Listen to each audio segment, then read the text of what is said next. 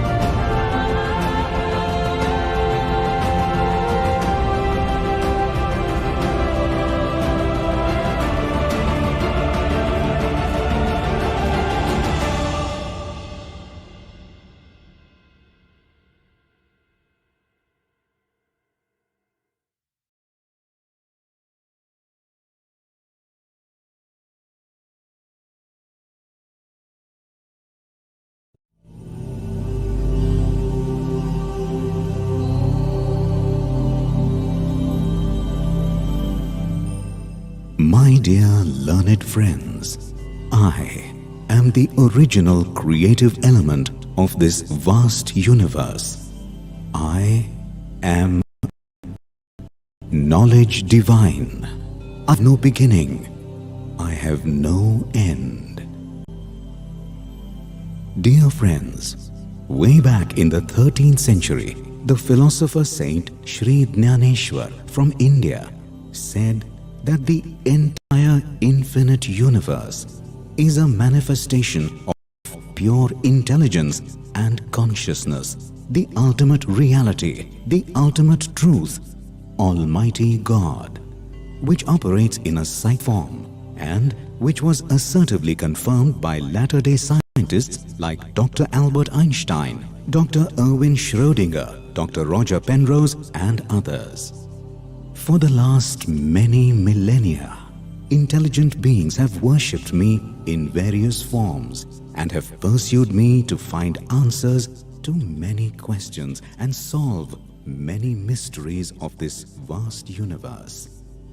Friends, I find it truly fascinating that the philosopher Saint Dnyaneshwar, at the tender age of only 16 years, enunciated and revealed to the entire world nearly 730 years ago the 9 universal scientific principles or secrets which have now been proved beyond doubt through the modern high-tech digital tools like artificial intelligence, augmented reality, virtual reality, Internet of Things, etc.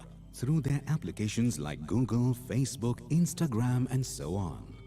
At the age of only 16 years, Saint Dnyaneshwar narrated a commentary on Srimad Bhagavad Gita, which is considered as a treasure trove of knowledge divine in the form of Dnyaneshwari. It is indeed fortunate that today I, knowledge divine, have evolved and manifested in the form of a monumental creation, the world's largest dome, dedicated to peace, harmony and humanity, which is truly a spiritually oriented scientific laboratory. The creator of this monument of miracle is the eminent visionary educationist from India, Professor Dr. Vishwanath D. Karad. Friends, today the world is passing through a tense and chaotic stage, even worse than what was experienced during the 2 world wars.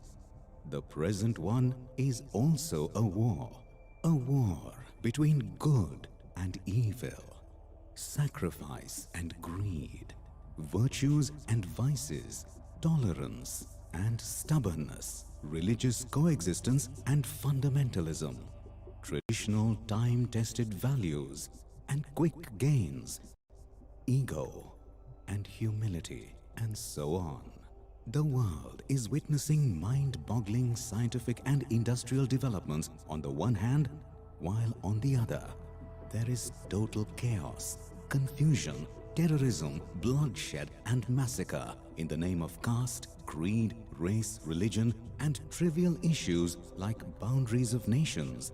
My dear friends, it is a matter of great shame that today the entire world, be it the most powerful and developed nations like America, China, Russia, Britain, Germany, France, etc., to the poorest of the poor countries, are combating the devastating and horrifying coronavirus COVID-19 pandemic, which has created a horrifying situation with a deathly silence prevailing throughout the world, with the fear looming large that humanity may not even see the end of the 21st century.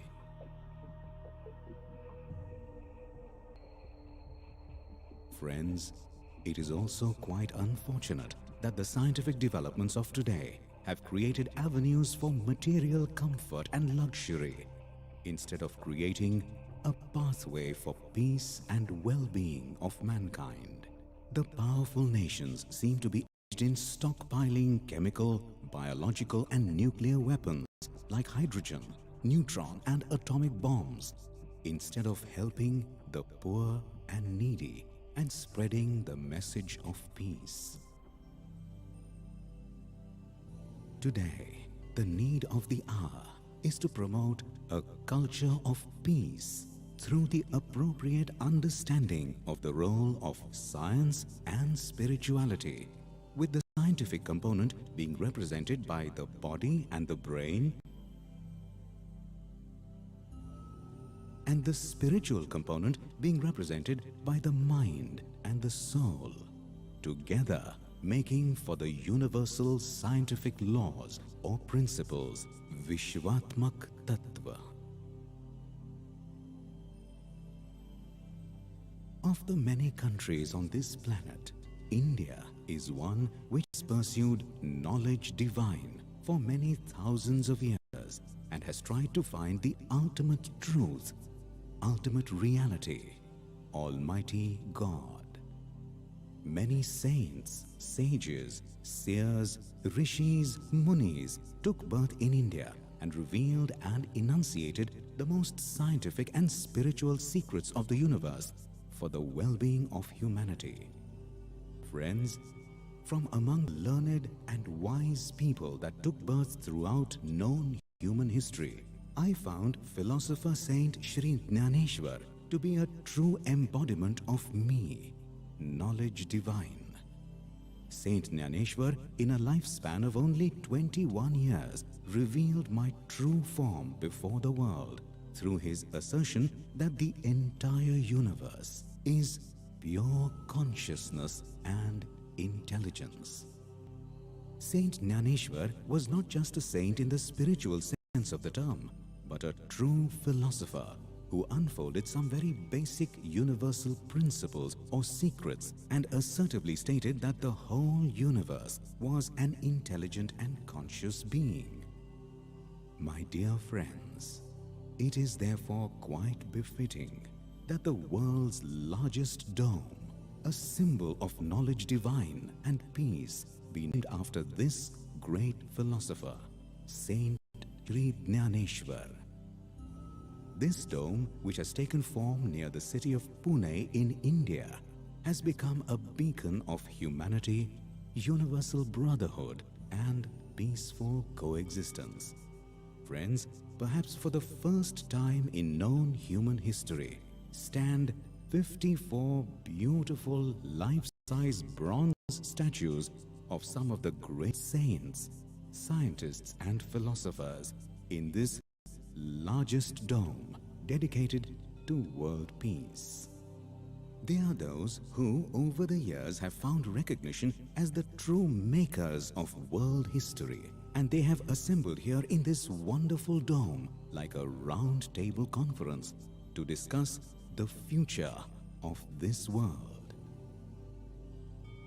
In this 263-foot tall dome of 160 feet diameter stands Lord Gautam Buddha, who performed a deep penance in the pursuit of knowledge divine and enlightenment, which he attained. Standing tall in this dome is Lord Jesus Christ, whose message of love, peace, and compassion guides humanity 2,000 years after his immortal sacrifice. Also present in this dome is Guru Nanak Dev, who preached that knowledge cannot be obtained by speech alone. It can only be obtained with the blessings of the Almighty. This imposing domed structure has the great philosopher Saint Tukaram Maharaj, Mahatma Kabir, Baba Bulle Shah, Adi Shankaracharya, and many more spiritually enlightened souls. It has sparking scientists like Dr. Albert Einstein, Sir Isaac Newton, Sir Michael Faraday, Dr. C.V. Raman, etc. Great philosophers like Aristotle, Plato, Kant, Hegel, Swami Vivekanand, and the revered messenger of world peace, Mahatma Gandhi. All these enlightened noble souls have just one message to convey. Only the pursuit of knowledge can lead humanity to an existence of happiness, peace, and contentment. Today, the language of knowledge has undergone a transformation. Today, social media is the carrier of information and knowledge. However, it is sad that even 725 years after the Sanjeevansi of Saint Jnaneshwar, the message of true knowledge divine and Mother Nature has not been adopted by us. My dear friends, this outstanding, magnificent domed structure is a true laboratory to bring about the harmony of science, spirituality, and philosophy, and conveys the eternal messages from the ancient Indian scriptures like Vasudhaiva Kutumbakam, the world as one family, and Ekam Sat Vipra Bahuda Vadanti, there is only one ultimate truth, Almighty God. Though learned men call it by different names like Ram, Rahim, Jesus, Gautam Buddha, Mahavir, etc. Created in pure white marble, this beautiful structure is the product of the concept, planning and architecture of the great visionary educationist, thinker and philosopher, Professor Dr. Vishwanath D. Karad, founder of the world-renowned Myers MIT Group of Educational Institutions, Pune, India. An ardent follower of the great noble son of India, Swami Vivekananda, and a profound devotee of two of the greatest philosopher saints, Shri Jnaneshwar and Tukaram, Dr. Vishwanath Karad has been instrumental in creating some of the most amazing monuments like the embankments on the river Indrayani at Alandi near Pune, the huge multimedia coliseum for mass literacy also at Alandi, the most unique bridge of humanity, Ram Rahim Manavta Setu, the stunning Gautam Buddha Vihar, and Lord Ram Temple in his native village of Rameshwar Rui in the Marathwada region of Maharashtra, the one-of-a-kind music academy in the world, Vishwashanti Sangeet Kala Academy, and many more.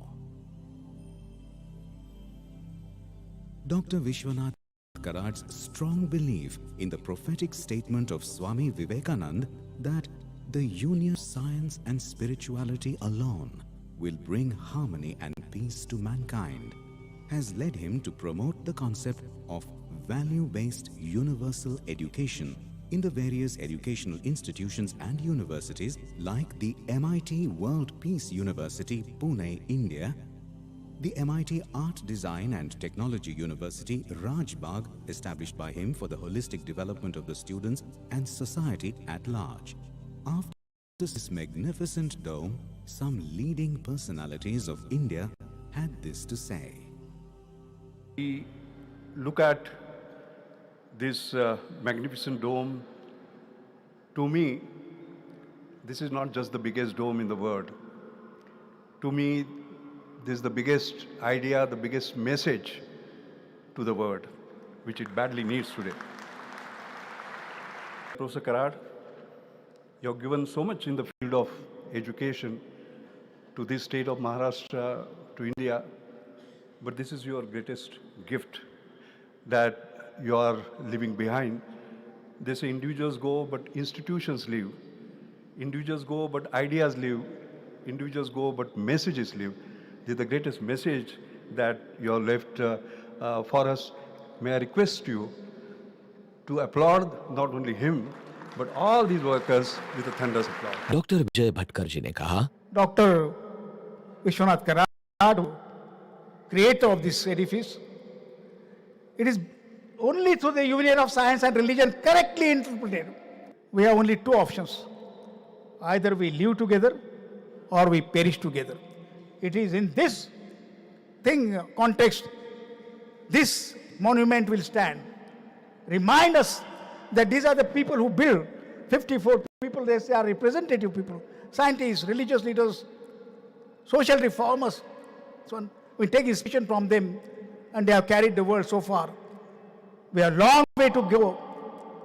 And this monument will remind us, inspire us that we are a long way to go for the humanity to bring peace on this beautiful planet that has been given to us. Bharat के उपराष्ट्रपति महामहिम वेंकैया नायडू ने कहा, reinforcing the old idea of Sarve Jana Sukhino Bhavantu, Vasudaika Kutumbakam, the entire world is one. That is the philosophy behind this dome. And then why dome? To prevent the doom. I have been to certain parts of the world. We have seen some wonders of the world also. We read about them also. But this will be another wonder of the world, situated in Pune, Maharashtra, in India, that is Bharat. Philosophers and scientists coming together is a great combination. And their thoughts, their ideas, that will really give us what is required for the human beings. भारतीय परंपरा उस सन्मार्ग को दिखाने के लिए इस सुंदर नया आइडिया को डॉक्टर विश्वनाथ करात जी ने निर्माण किया है. इसलिए मैं पूरी देश के ओर से on behalf of the entire country, I would like to compliment and congratulate Dr. Vishwanath for this historic contribution. And I must say that this dome, in all its grandeur, is a true reflection of the vision he held for posterity and his mission in life. He has a mission. The mission is noble. He started all these institutions also with that missionary zeal. Today, Dr. Karad has exhibited the same. For thousands of years to come, this dome is a true endorsement of the Gandhian thought and a manifestation of all the good that comes out of it. What a joy it is to be in this magnificent structure. I must congratulate Vishwanath ji. He has created a Taj Mahal of education. This is a Taj Mahal of education, the magnificent dome, all the symbolism that has gone into the four Jnana Stambhas and inside. It's quite remarkable. To remember again that 21st century will be the century of India, my mother India. Not with ego, but with a pride. Friends, remember, he professes further, it will emerge as a knowledge code of the whole world and will show the pathway of harmony and peace to mankind. It will become a Vishwa Guru in the 21st century. उसका छोटा सा उदाहरण, छोटा सा symbol यहाँ बन गया है, ऐसा मेरा मानना है. Friends, the beautiful statue of the goddess of knowledge divine, goddess Saraswati, atop this beautiful dome, is also conveying this very message that only the pursuit of knowledge can create a pathway to world peace. Friends, it is high time that all the learned scholars, thinkers, scientists, philosophers, academicians, educationists, heads of universities and others come together and evolve a value-based universal education system which will have an emphasis not just on the development of the brain or intellect, but also on the development of a positive, constructive mindset with the winning personality of individuals who are physically fit, mentally alert, intellectually sharp, and spiritually elevated human beings for the establishment of a holistic, peace-loving, global society. Friends, through this unique monument of miracle, philosopher Saint Shri Dnyaneshwar World Peace Prayer Hall, World Peace Dome, I would like to appeal to all right-thinking people to realize the message of peace and harmony being delivered by this dome and contribute their mites in creating a peace-loving, holistic, global society.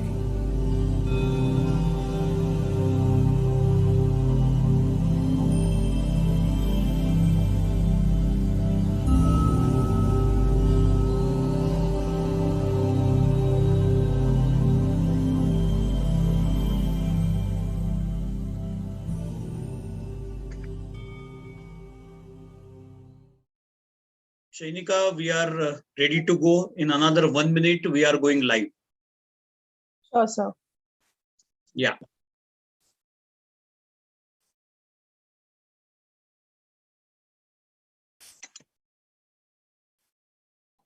So please let me know when to start.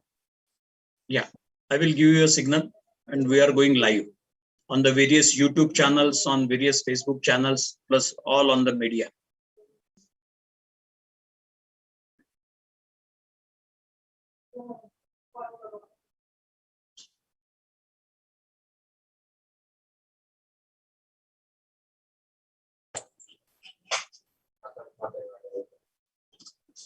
Dr. Abraham Saab, welcoming you. Shraddhanand Sheetal ji sir, बहुत बहुत स्वागत, नमस्कार. Dr. Diana, welcoming you. Vinod ji, बहुत बहुत स्वागत. We are going live. Shainika, please start. In the words of philosopher Saint Sri Dhyaneshwara, may the darkness of ignorance disappear. May the universe see the sun of self-consciousness. A warm good evening to all of you. On behalf of Dr. Vishwanath Karad, MIT World Peace University, I extend a hearty welcome to each one of you to the 7th World Parliament of Science, Religion and Philosophy. After much deliberation in the first 3 thought-provoking sessions, we proceed towards session 4, which is on the right to peace, the Universal Declaration of Human Rights. The session will start with the virtual arrival of all the dignitaries at the World Peace Dome. I request my technical team to take all of us, of course, virtually to the World Peace Dome. Over to my technical team.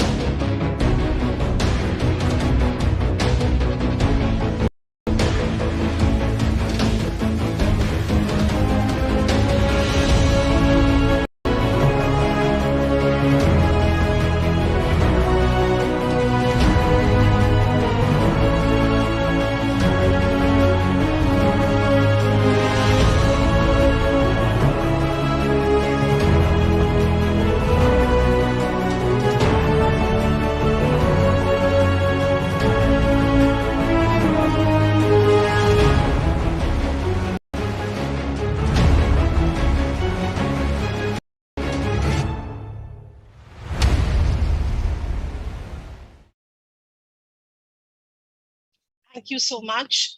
We are completely mesmerized by the grandeur of the World Peace Dome. Before we embark our journey of knowledge, we pray to the Almighty to seek His blessings with the World Peace Prayer, a prayer that is above any caste, creed, or religion. And in MIT World Peace University, it's a tradition to begin any auspicious occasion with the World Peace Prayer. So with closed eyes and folded hands, we'll start with the World Peace Prayer. I request my technical team to start with the World Peace Prayer. Over to my technical team. Om Namo Jiyadya Veda Pratipadya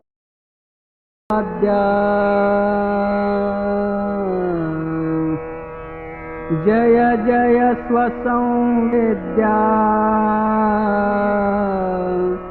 आत्मरूपा देवातुति गणेषु सकलार्थमतिप्रकाशु म्हणे निवृत्तिदासु अवधारि goji गुरुर्ब्रह्मा गुरुर्विष्णु गुरुर्देवो महेश्वरः गुरुः साक्षात् परब्रह्मा तस्मै श्री गुरवे नमः।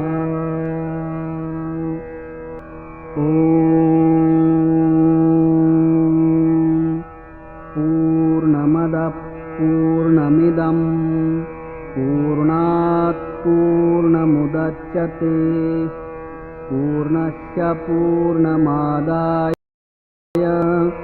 पूर्णमेवावशिष्यते। ॐ शान्ति शान्ति शान्तिः। हरि ओम्। ईशावास्यमिदं सर्वं यत्किञ्च जगत्यां जगत् तेन त्यक्तेन भुञ्जीथाः मा गृध कस्य स्विद्धनम्। ॐ भूर्भुवस्वः तत्सवितुर्वरेण्यं भर्गो देवस्य धीमहि धियो यो न प्रचोदयात्। सर्वेऽपि सुखिनः सन्तु सर्वे सन्तु निरामयाः सर्वे भद्राणि पश्यन्तु मा कश्चित् दुःखमाप्नुयात्। द्यौ शान्तिः अन्तरिक्षशान्तिः पृथिवीशान्तिः आपशान्तिः औषधयशान्तिः वनस्पतयशान्तिः विश्वेदेवाशान्तिः ब्रह्मशान्तिः सर्वशान्तिः शान्तिरेव शान्तिः सामा शान्तिरेधि। ॐ शान्ति शान्ति शान्तिः।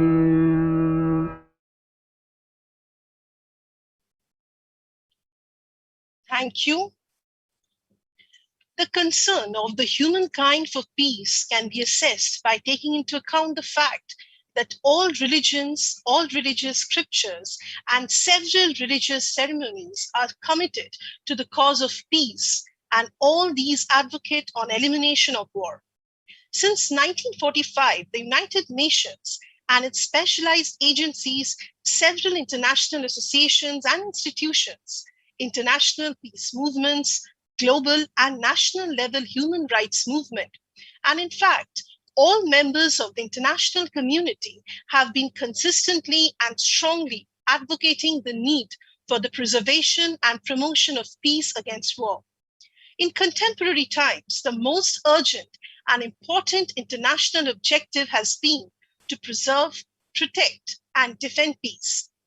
The Universal Declaration of Human Rights is a milestone document in the history of human rights.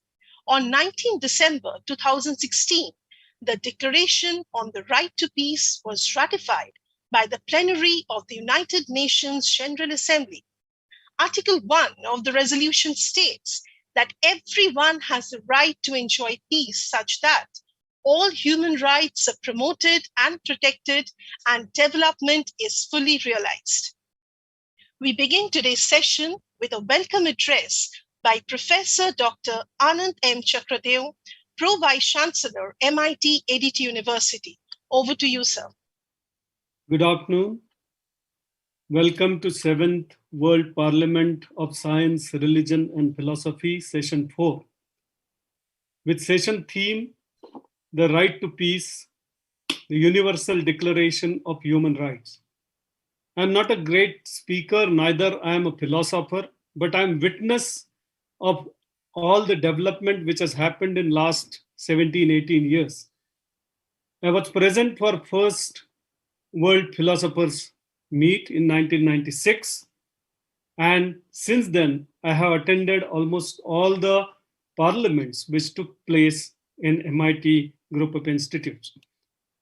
Before I go to welcoming the guests, I must talk about the dome which is created at Vishwaraj Bagh because I have witnessed it.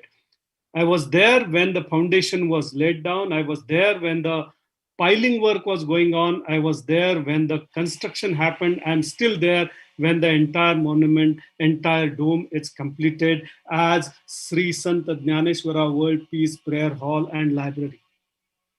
This is a work which cannot be done in one lifetime. That's what I feel. But there is a person, Dr. Vishwanath Karad sir, our guru, with participation of ordinary masons, ordinary people, ordinary mazdoors, a world-class monument is created. I think we must salute him. It's not a monument, it's not a structure. It's a message. As rightly said by Dr. Mashelkar, it's the biggest gift to the mankind by Dr. Vishwanath Karad sir. As said by Karan Singh, it's Dr. Karan Singh, it's Taj Mahal of education. I'm sure you must have seen the video clip or probably the video clip will be relayed again after my welcome address. But it's clearly a message of union of science and religion. It's clearly a symbol of peace, humanity, empathy, love. It's the biggest idea or is the biggest message by itself for the right to peace. We talk about various rights. We talk about right to breathe clean air, to drink clean water, to survive without classes, to survive without wars, to have good education, to have better living, to have better quality environment. I think more than that, or to sum up, there can be only one right or two rights, I would say. One is right to peace, which includes all the rights mentioned by everyone on this earth. So right to peace is one. And second is right to have good, sustainable life. So if all the governments of all the countries in the world align themselves towards these two rights, I think we'll have better life. This world, this earth will be a better place to live. We have eminent guests today. We have 5 speakers today. Our own Honorable Mr. Dheeraj Singh, Director Media and Journalism. Honorable Mr. Vinod Subramaniam, Global Marketing Reader, Media Effectiveness and Agency Management. He is from United Kingdom.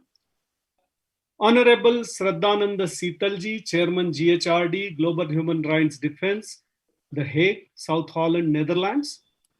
We have 2 more speakers, Dada Gunamuktanand, meditation teacher, and Ananda Marga from New York, USA.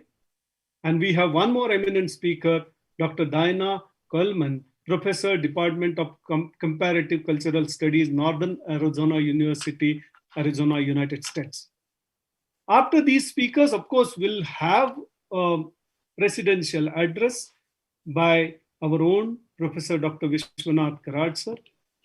On behalf of the entire management, trustees, and the management of MIT World Peace University and the organizers of 7th World Parliament of Science, Religion and Philosophy, I welcome all the speakers. I hope there will be a good deliberation, and there will be a good value addition and some takeaways from this entire session. So all the best, my best wishes, and I welcome all the speakers, and over to you for the further proceedings. Thanks a lot.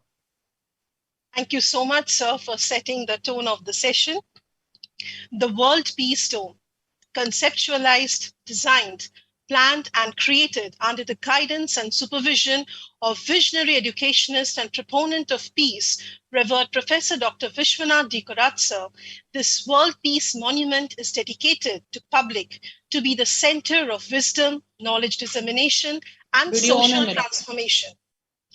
The World Peace Dome practices the philosophy of Vasudhaiva Kutumbakam, the world as one family, a global village. On that note, I shall request my technical team to play the short film on philosopher Saint Sri Dhyaneshwara, World Peace Prayer Hall, and World Peace Library, the World Peace Dome. Over to my technical team.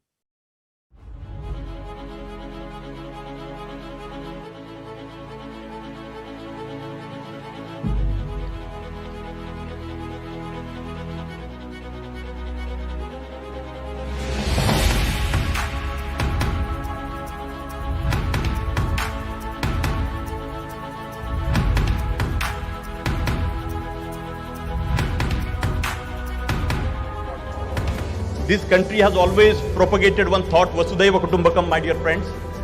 I must say that in the entire history after the independence since 1947, this is one of the unique steps towards the contribution of universal humanity.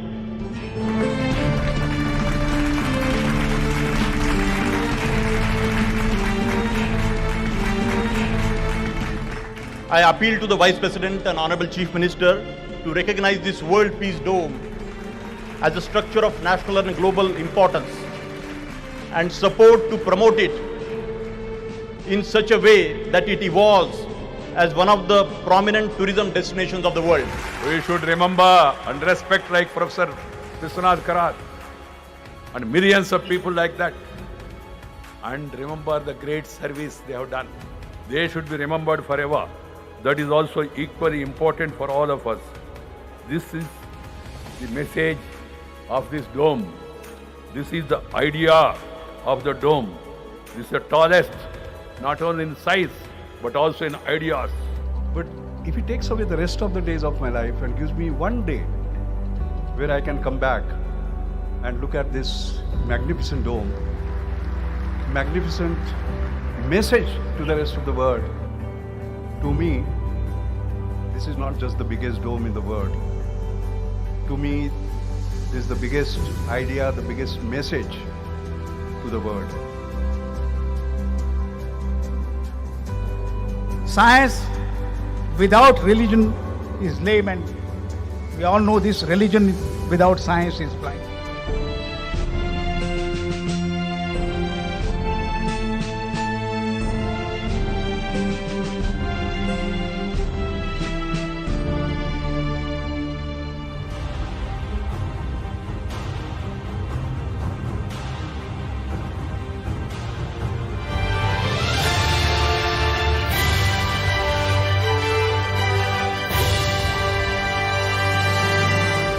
तक सीता का मान नहीं करोगे तब तक श्री राम का मान संपूर्ण नहीं होगा, आप याद रखिए। केवल जय श्री राम से बात नहीं बनेगी, जय सीताराम कहिए, कहना होता। हमको लगता है कि आज गांधी जी हों चाहे जो कोई हो, सबका इशारा विश्व शांति का है। विवेकानंद ने कहा है कि 21वीं शताब्दी में मेरी भारत माता ज्ञान का दालन बोल के उभर आएगी। इट विल बिकम अ विश्व गुरु इन द 21st सेंचुरी। उसका छोटा सा उदाहरण, छोटा सा सिंबल यहाँ बन गया है, ऐसा मेरा मानना है।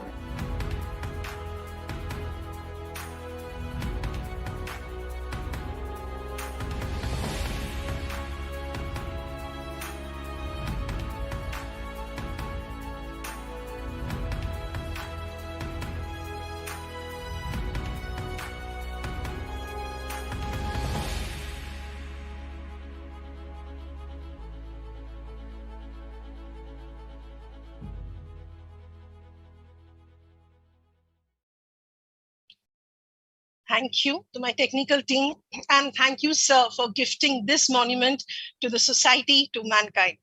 This is indeed such a sight to behold, with having like all the luminaries on the digital dais. And of course, we can't miss out on this opportunity.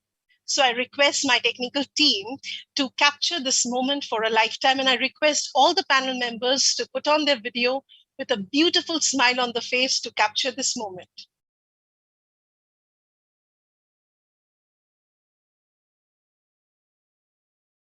Thank you. Thank you so much. The theme of this session is the right to peace, the Universal Declaration of Human Rights. Before starting with today's deliberation, I shall request my technical team to relay the session video. Over to my technical team.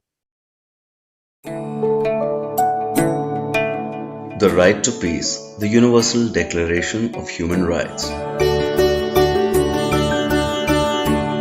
Peace-building institutions, NGOs and government organizations provide grants, fellowships, education and publications to deepen understanding of the critical role of human rights protection in preventing and managing violence.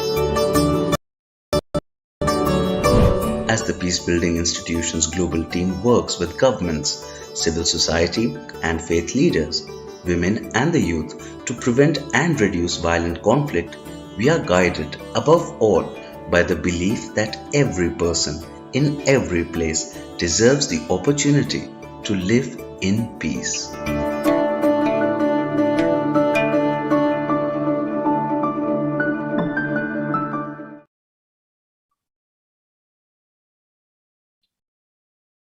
Thank you so much.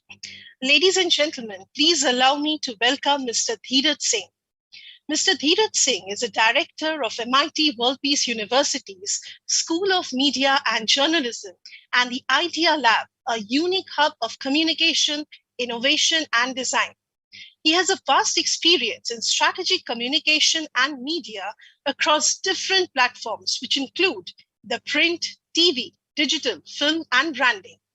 His expertise also extends to digital communication and formulating strategies for institutions, advocacy groups, legislative and policy think tanks, and at innovating fresh and creative modes of outreach. Before this, he was a co-founder of Hunar TV, an arts and culture web channel that aimed to make the arts the talking point of a wider audience. He has recently authored 2 books, one on translated poetry and the other a biography. Till August 2016, Mr. Dheeraj Singh was Executive Director Programs at Lok Sabha Television. He was in charge of creating programs, shows, and documentaries with an aim of bringing the Parliament closer to the public. Many programs conceptualized and created during his time at Lok Sabha TV went on to win prestigious media awards, such as the Ramnath Goenka Award, the Ladli Media Award, amongst others. With a huge round of applause, let's welcome Mr. Dheeraj Singh. Sir, I request you to set the tone of the session. Over to you, sir. Thank you so much, Janika ji. Namaskar, and thank you for that lovely, lovely introduction. I am extremely honored to be speaking in this August assembly of thinkers, doers, and visionaries on the idea of peace and human rights and how the two are interdependent. The World Parliament of Science, Religion, and Philosophy is indeed a unique platform for exactly these kind of deliberations. And for this, we are all greatly indebted to the revered Professor Dr. Vishwashanti Karad, whose singular vision for a peaceful and equitable world has brought to life this global platform across time zones and international boundaries. We are also deeply indebted to Sri Rahul V. Karad, who has, with great passion and tenacity, nurtured this amazing legacy through the MIT World Peace University. Also, the great scientists and visionaries, Dr. Raghunath Mashelkar and Dr. Vijay Bhatkar, whose valuable insights and experience have shaped this forum. And of course, the efforts of our acting Vice Chancellor, Dr. Ravi Kumar Chitnis, and Pro Vice Chancellor, Dr. Milind Pade, and the entire organizing committee. I'm indeed very pleased to be opening this session on the third day of the World Parliament of Science, Religion, and Philosophy, and sharing space with an awesome cast of speakers that include Shri Shraddhanand Seetal, Chairman, Global Human Rights Defense, that is headquartered in The Hague, Netherlands, Dada Gunmuktanand, a highly evolved meditation teacher who's joining us from New York, Dr. Diana R. Coleman, Professor of Comparative Cultures at North Arizona University, and Shri Vinod Subramanian, who is a renowned global marketing leader joining us from London. Ladies and gentlemen, being as I was part of the Indian Parliament's own TV channel, I have watched with great fascination the beautifully carved and canopied chair of the Honorable Speaker of the House, the Lok Sabha. It is an amazing piece of work, craftsmanship, and thought. But what fascinated me most about it was a verse written on top of this beautiful chair. In my mind, it is the most magnificent and profound verse for a place where laws are made. The verse simply says, Dharma Chakra Parivartanaya. Those among us who understand an Indian language would be familiar with these words. They have in them the essence of the Buddha's main message, that the wheel of dharma turns. Dharma, as many of us know, means different things. If I were to use today's language, dharma would be the supreme algorithm, the one that has been running on its own since the beginning of time, with its own mysterious logic and outcomes. In Gautam Buddha's eyes, the world was in its essence an algorithm that was turning and changing, evolving and improving with new learning. And this supreme algorithm caused all humans, all creatures, mountains, valleys, oceans, and even galaxies to turn like the wheel, or go through a process of change and regeneration.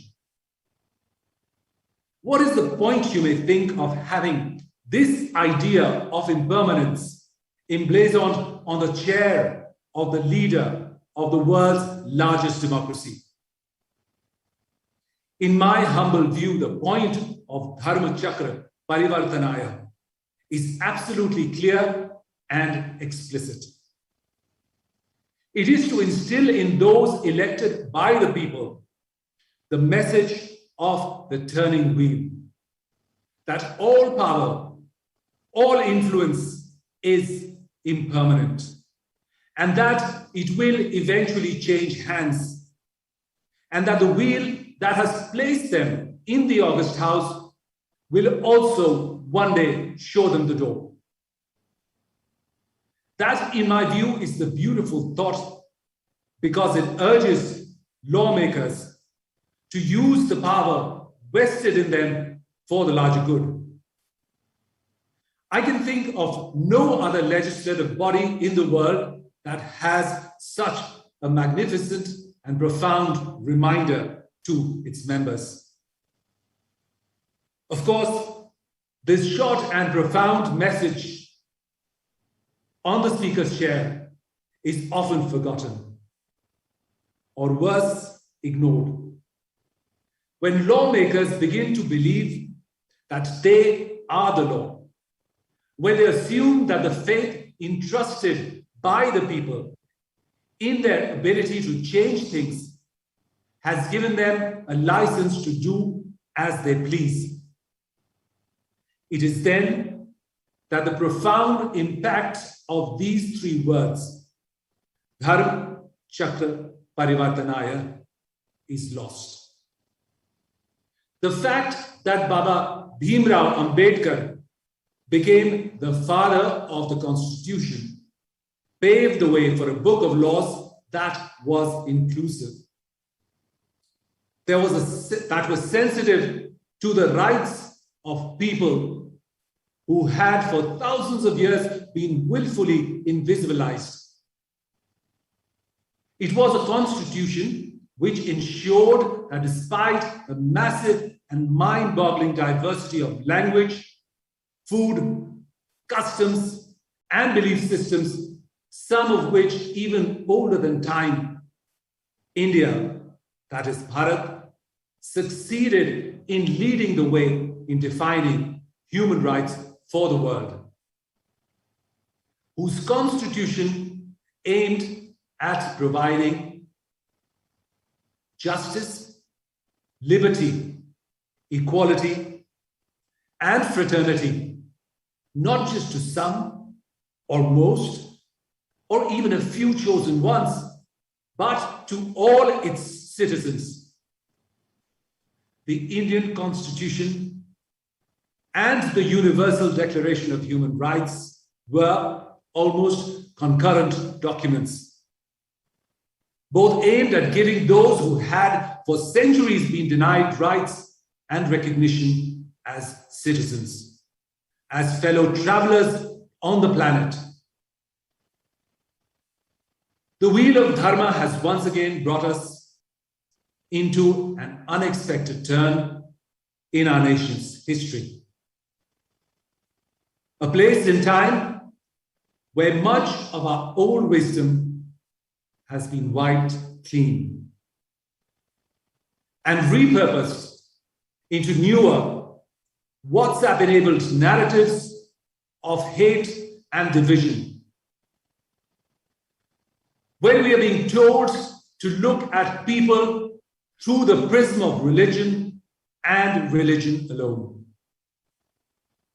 When legislations are being systematically used to normalize apathy and stigmatize the other. It is a different kind of India that has reduced Mahatma Gandhi's vision to just a pair of spectacles. Dear friends, our charters of human rights are only as good as their implementation, both in letter and spirit. Without the will and action of governments, they are just words on paper, like New Year resolutions. A few months before the pandemic broke, our highest lawmaking body, yes, the same whose Speaker's chair says Dharma Chakra Parivartanaya, enacted laws of citizenship that virtually make it impossible for people of a certain religion to enter our land. Never before has India or Bharat blacklisted people for seeking refuge simply because they were from a certain religion. Can the land that has for thousands of years believed in the tradition of Vasudhaiva Kutumbakam, or the world is one family, legislate laws that go against its core values? Our sages expressed this brilliant idea way before the UN, or even the colonialists who are now being seen as bringers of the earliest form of globalization. With the new citizenship laws, the ancient, eternal, and Sanatan Bharat decided to shut its doors on people such as the Rohingyas, primarily because they belonged to a particular religion. It did not matter that they were facing serious human rights violations in their home country. The new citizenship law even went against Articles 13 and 14 of the Declaration of Human Rights that gives everyone the right to seek asylum in another country in order to escape brutal persecution in their own. The right to peace, the right to seek refuge in the face of persecution is an inalienable part of human rights. Yet, it was taken away by the House whose speaker's chair carries the golden words, Dharma Chakra Parivartanaya.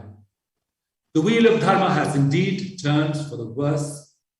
Our civilizational edge of being a world guru, a beacon of hope for people around the world, who looked at India as a champion of civil rights that inspired people like Dr. Martin Luther King, Nelson Mandela, the Dalai Lama, among numerous others, has been dealt a blow. Human rights and peace have a close cause and effect relationship. If you take away one, it almost always leads to the very existence of the other being threatened. Let us hope that a profound message on the speaker's chair is amplified to many, many more people, especially to those who are the custodians of our great nation today. Thank you, ladies and gentlemen. Jai Hind, Jai Bharat.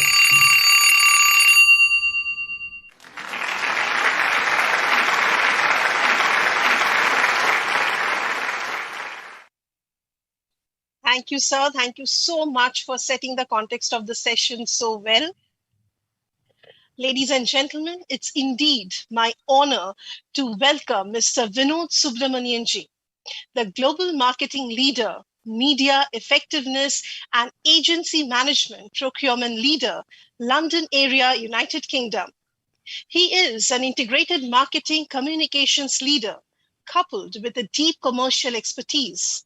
He comes with experience working across multiple markets, cultures, and leading high-performance teams.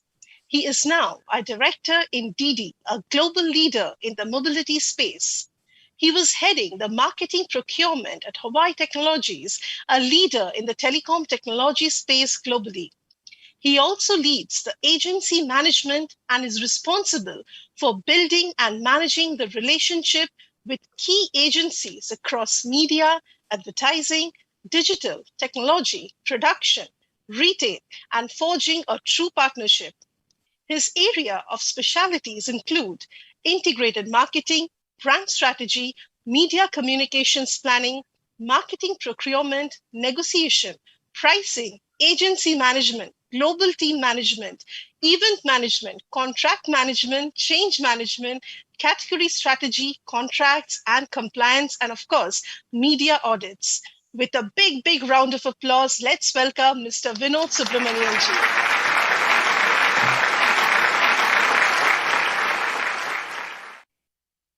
So we are eagerly waiting to hear from you. Over to you, sir. எல்லாருக்கும் வணக்கம். Very good afternoon to everyone. First of all, my respects to the visionary, the founder of the MIT Group of Institutions, Dr. Vishwashanti, who is also the president of the World Parliament, Padma Vibhushan, Dr. Marshall Kurji, Padma Bhushan, Dr. Bhatkar, and Sri Rahul Karad. The World Parliament of Science, Religion, and Philosophy is a one-of-a-kind event.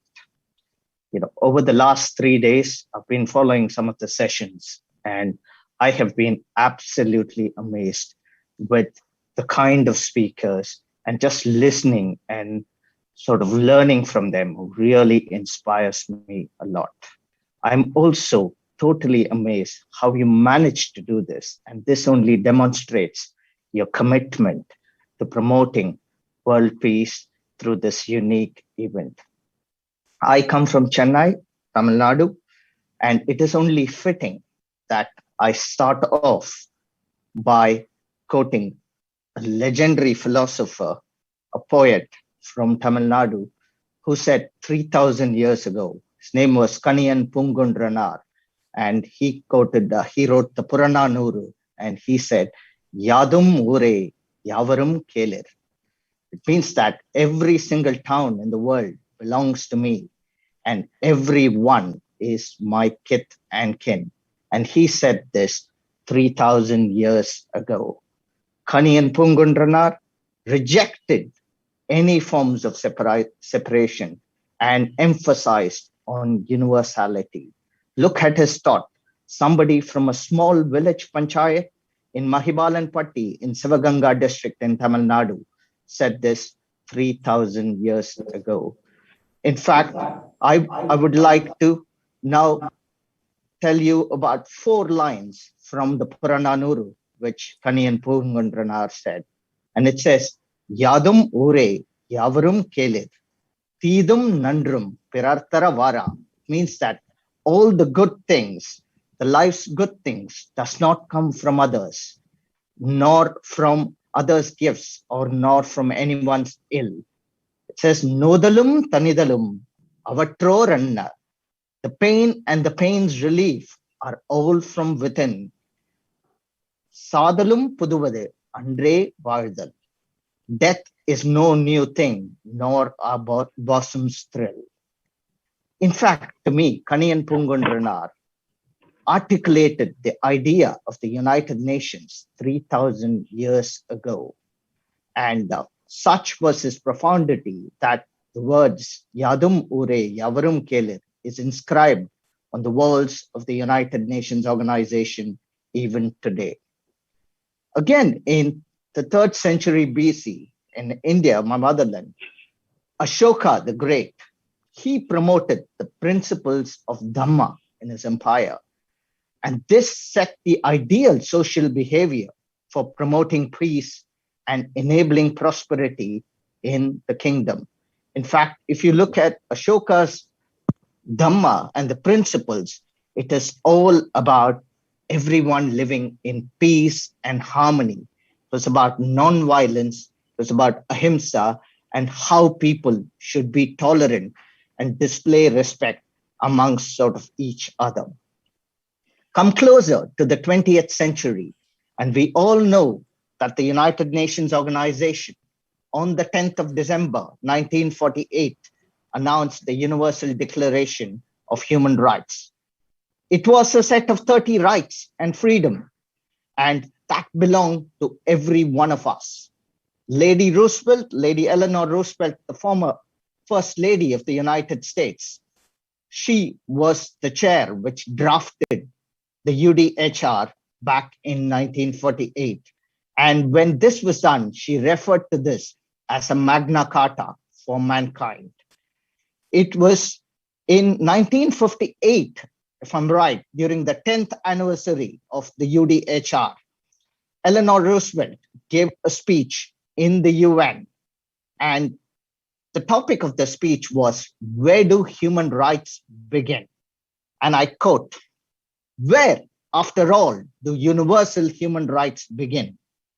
In small places, closer to home, so close that they cannot be seen in any map in the world. Yet they are the world of the individual person, the neighborhood he lives in, the school or college that he attends, the factory, the farm, or the office where he works.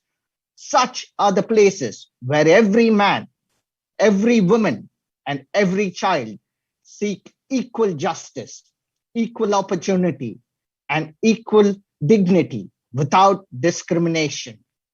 Unless these rights have a meaning there, they have little meaning anywhere else.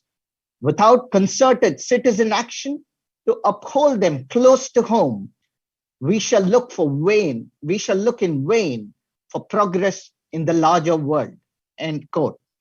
Now, if you look at the remarkable similarity at a deeper level between what Kaniyan Pungundranar said, what Ashoka said, Ashoka the Great said, and what Lady Eleanor Roosevelt said, they are all promoting the message of peace. And peace is a fundamental right. And all of these people were visionaries. And exactly 25 years ago, a visionary amongst us, Dr. Karad, established the World Peace Center. It is such an important, and the World Peace Dome, the dome is just a message. It's just a vehicle to promote world peace and universality. If you look at around us, the world around us, we live in an extremely fragile ecosystem. There is very little balance, and there are tensions all over the world.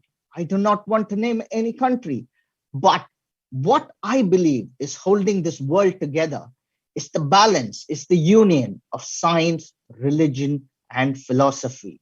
Take any country where there are tensions currently, and you will notice one of these is fractured. Unless all of this comes together and it is in unison, there will not be peace in this world. And it is our responsibility, the responsibility of each and every one of us to ensure peace, and it is no one else's. Again, whilst closing, I am reminded of what the great, the beloved former president of India, Dr. APJ Abdul Kalam said.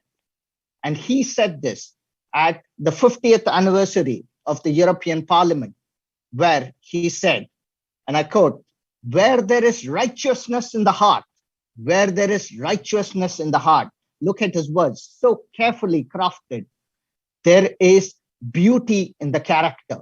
There is beauty in the character.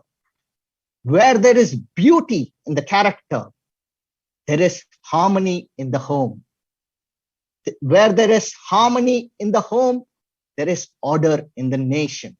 And where there is order in the nation, there is peace in the world." Every single person at every point of time has promoted, all these visionaries have promoted the culture of peace from 3rd century BC all the way till the 21st century. And it is more important, the World Peace, the Parliament and the World Peace Dome and the World Peace Center are more important and more relevant in today's context. And let us all take the responsibility, not put it on anyone else. It begins with each and every one of us, with me, with you, and every one of the thousands of people attending and watching this program live. So thank you very much. And God bless you all. Ella Pagaram Iraivanakku. Thank you.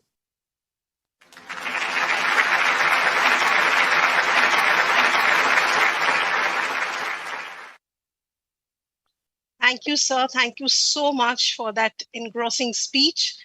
Now, may I please request Professor Dr. T.J. Vidyasagar, Coordinator, Executive MBA, School of Management, PG, MIT World Peace University, for expression of gratitude to Mr. Vinod Subramanianji. Over to you, sir.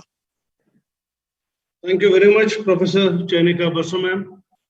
A very good evening to all. Namaskaram to all. It's indeed a pleasure to express my gratitude. I'm from School of Management, PG.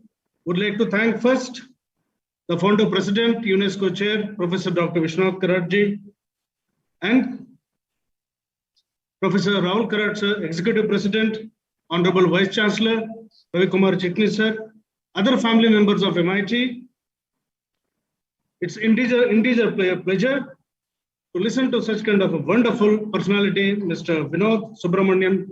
Sir, you talked about the scholars and the philosophers predicted 3,000 years back how the world leads itself with peace and harmony. You have given wonderful examples of Eleanor Roosevelt on human rights, peace and harmony. That's wonderful to listen to you, sir. It's really cherishing and a wonderful experience for all the students of MIT World Peace University to update themselves in the field of spiritualism, human rights, and on philosophy. Thank you so much from all of us from MIT. Thank you once again. Over to Chainika Basu. Thank you, sir. Thank you so much. Ladies and gentlemen, we are indeed honored to have amongst us Mr. Shraddhanand Sheetalji, Chairman of Global Human Rights Defense, The Hague, South Holland, Netherlands. Global Human Rights Defense promotes and advocates human rights for minorities and marginalized groups who are often the subject of violations and abuses.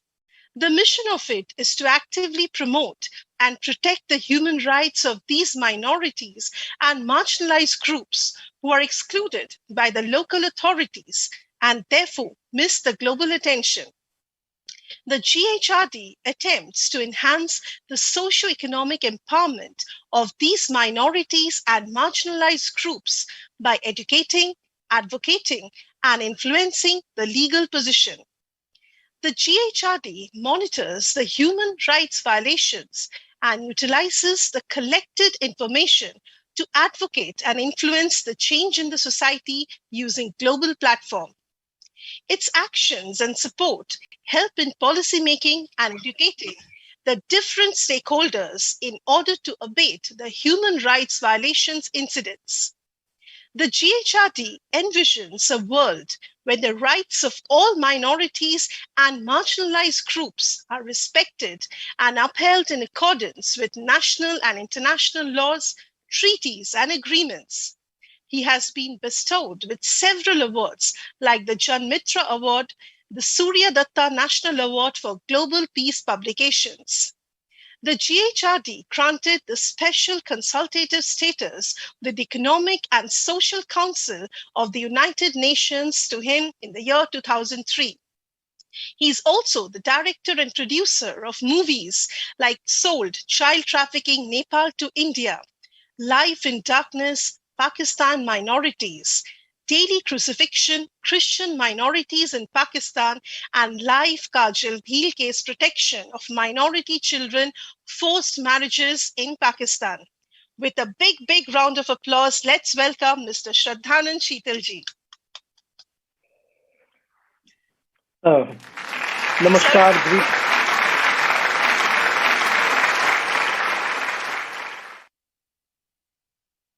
Namaskar, greetings from the city of peace and justice to the city Pune, the biggest world peace dome in the world.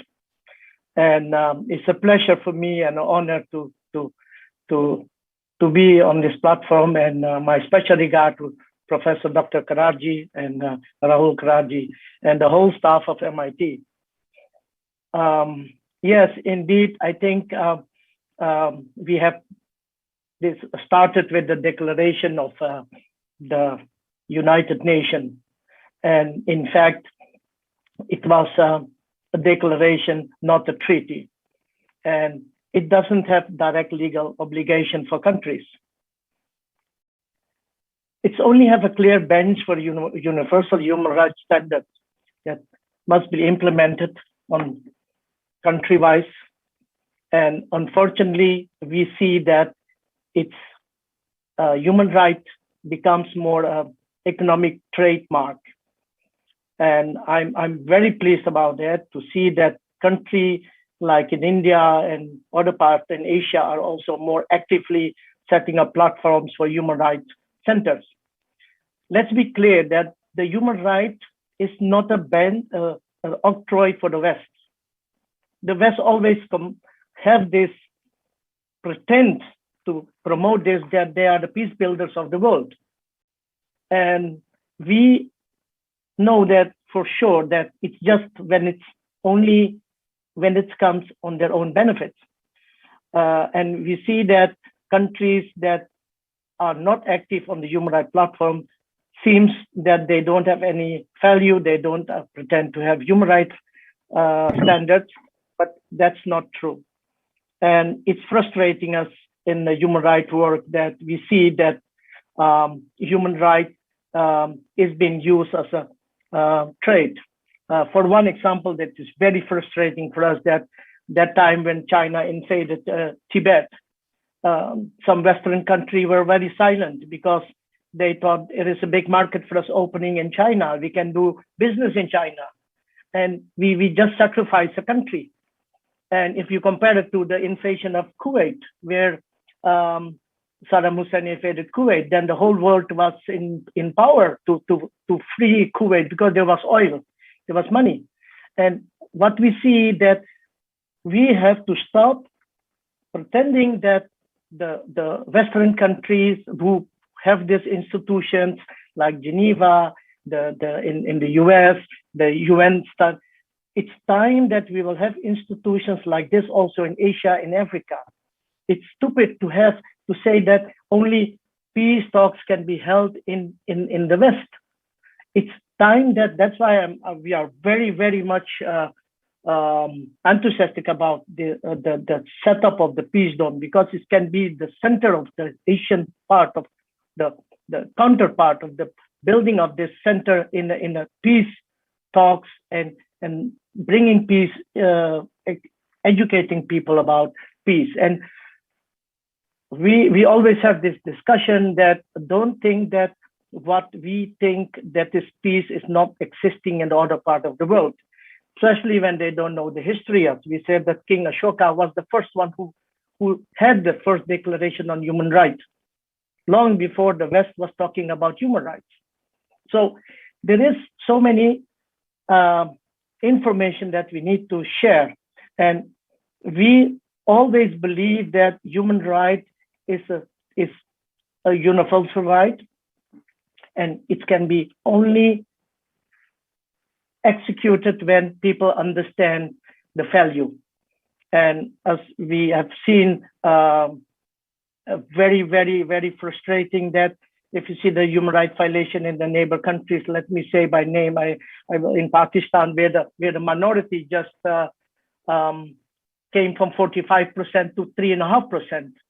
And if you see on the human rights bodies where the UN is talking about it, it's very what the right word to say is that we need a counterpart who can put this kind of agenda on the international platform, and we need centers to set up in as we have now in India, but also in Singapore, in Africa, where we can speak on equal level on human rights issues. If you look at we are a member of the ECOSOC, means that we are part of the UN, but I feel that the UN is failed in a lot of peace building efforts. Recently, when you look at what has happened with the Yazidis,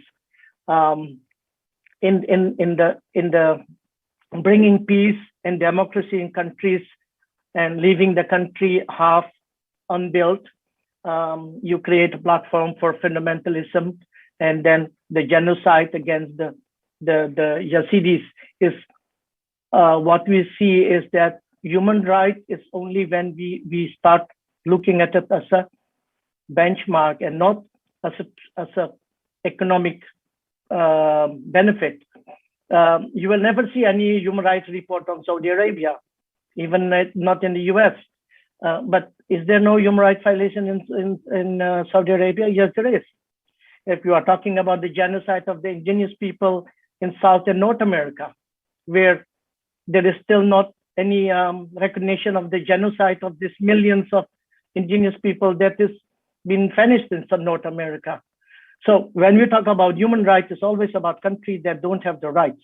If you look at the International Criminal Court in the Netherlands, then most of the people who brought to justice were African countries. Are we saying that the other countries don't have committed human rights violation? So it's time that we are looking at human rights not as a business, that powerful country will decide who have human rights, who don't have human rights. So it's for us very important that we have such a balanced centers in the world, and that we hope that the UN will set up their own systems, also a center in Asia, I hope in India or Singapore, but we need this kind of what we call global representation of the UN, not in only two countries that represent the UN. Coming back to the World Peace Dome, we would like to promote it as a center that can develop new values, not new values, but the values that can bring the world together. Peace is very important. And also what I really appreciate from the Peace Dome and from the MIT, that they are also starting not only peace, but peace conflict. Peace conflict is very important, that we try to understand each other and talk to each other instead of going and taking weapons. So dialogue is very important. And that is in the history of India, we can look at Mahatma Gandhi was one of the main things. You keep talking with your enemy, try to convince them, try to make it happen.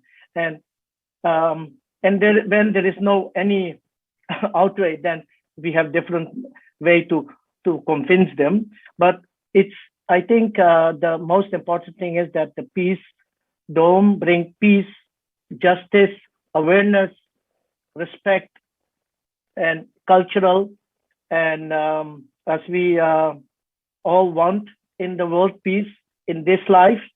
And I hope that the new generation will take it further, because in my opinion, the fourth generation, we are leaving the world in a very, very distressed situation. The economic situation, the worldwide global warming that is coming up, and then also the conflict that is continue.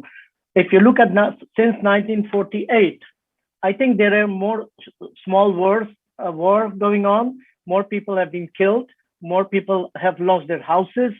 We have spent a lot of money on development aid. With that money, we could build whole world again. But the thing is, we are not taking it seriously, and we are just looking at partnership. And my recent concern is what you see is that you are talking the 1948. It started with the genocide of the Jewish people in Germany, with the concentration camp. We all know that there are concentration camps now in China, where Tibetans are there, the Uyghurs are there, and we are just accepting that. So from 1948, we are just coming back to 1948 again. Means that there is no development happened, because there is country who are in the UN who can say, I'm against any treaty, and it's not happening. So there is what we need to change, that if the UN wants to the UN wants to present themselves as an international human rights body, then I think they have to stop that 5 countries can say yes or no to any treaty that people want to respect and want to protect their humans. So my concern is that we are having done a lot of events, and a lot of institutions has been set up, but I really appreciate the effort that has been done with the MIT Pune, with the Peace Dome, and we're going to support it. And I think it's time that there is a counterpart in the world that will bring peace and justice more practical than only with words. Namaste. Thank you, sir.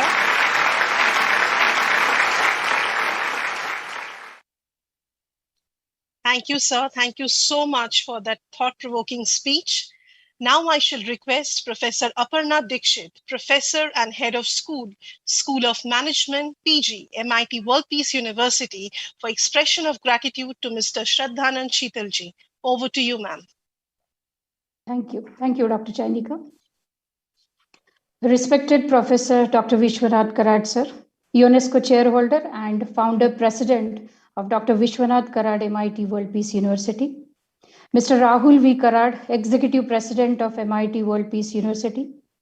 All the eminent dignitaries, scholars, philosophers, and thinkers who are connected on this virtual platform today from all over the world for this 7th World Parliament of Science, Religion, and Philosophy, and all the other attendees of this session. It gives me an immense pleasure to express my sincere gratitudes towards today's eminent speaker for this session, Honorable Mr. Shraddhananda Sheetalji, Chairman, Global Human Rights Defense, The Hague, South Holland, Netherlands.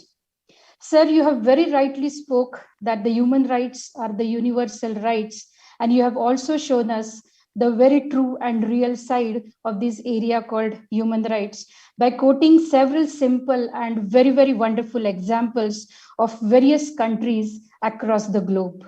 On behalf of Dr. Vishwanath Karad, MIT World Peace University, and the entire organizing committee, I thank you from bottom of my heart for sparing your valuable time and also sharing your learned thoughts and opinion with all of us. Thank you once again. Over to Dr. Chainika. Thank you, ma'am. Thank you so much. Ladies and gentlemen, today we have the privilege to have amongst us Dada Guna Muktanandji, who is also known as the Monk Dude. He was born in New Zealand. When he was studying in medical school, he changed his mind and decided to devote himself to spiritual life and become a yogi. He took training in meditation, yoga, and natural health sciences in Australia, the Philippines, as well as in India. He has lectured on meditation in New Zealand, Europe, Australia, the Middle East, and TEDx. Dada Gunamuktanandji trained in meditation, yoga, and philosophy and natural sciences. He is a qualified meditation teacher of Anand Marg since 1995 and has taught meditation all over the world. He has also been the founding coordinator of the PR Sarkar Institute since 2015. He practices and teaches the lifestyle and philosophy taught by his guru, Sri Sri Anand Murthy, the system of life known as yoga or tantra, the core practice of which is meditation. Dada Gunamuktanandji talks about the exploration of inner space and how our own consciousness is eventually connected to our discovery of outer space. It can be accomplished through spiritual practice like meditation on daily basis. He says that meditation makes the whole world a smaller place where everybody is connected to each other. With a big, big round of applause, please welcome Dada Gunamuktanandji.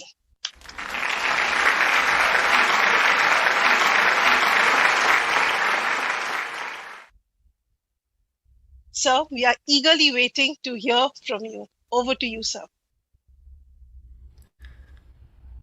Namaskar. I greet the divinity within you all with all my mind and all my heart. Thank you for that introduction, and thank you to Professor Dr. Karaji of MIT World Peace University, the Governing Council, all the organizers of this auspicious event, and my fellow speakers. When I first received the invitation to participate, I read in that invitation, "There is more to achieving peace than laying down weapons. True peace requires standing up for the human rights of the world's people. Let us stand up for human rights for all in the name of peace for all." I wholeheartedly agree with this statement, and I would like to expand on it with some of my own thoughts, particularly the concept of standing up for what is right. Firstly, the primary requirement for peace, in my opinion, whether it be internal peace or peace in the world, is love. With love in one's heart, one will have a peaceful heart, and with a loving and peaceful heart, one will naturally feel to extend one's internal love and peace to all others.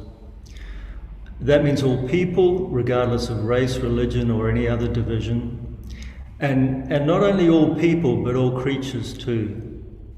And not only all people, animals, and plants on our own planet, but those throughout the entire universe.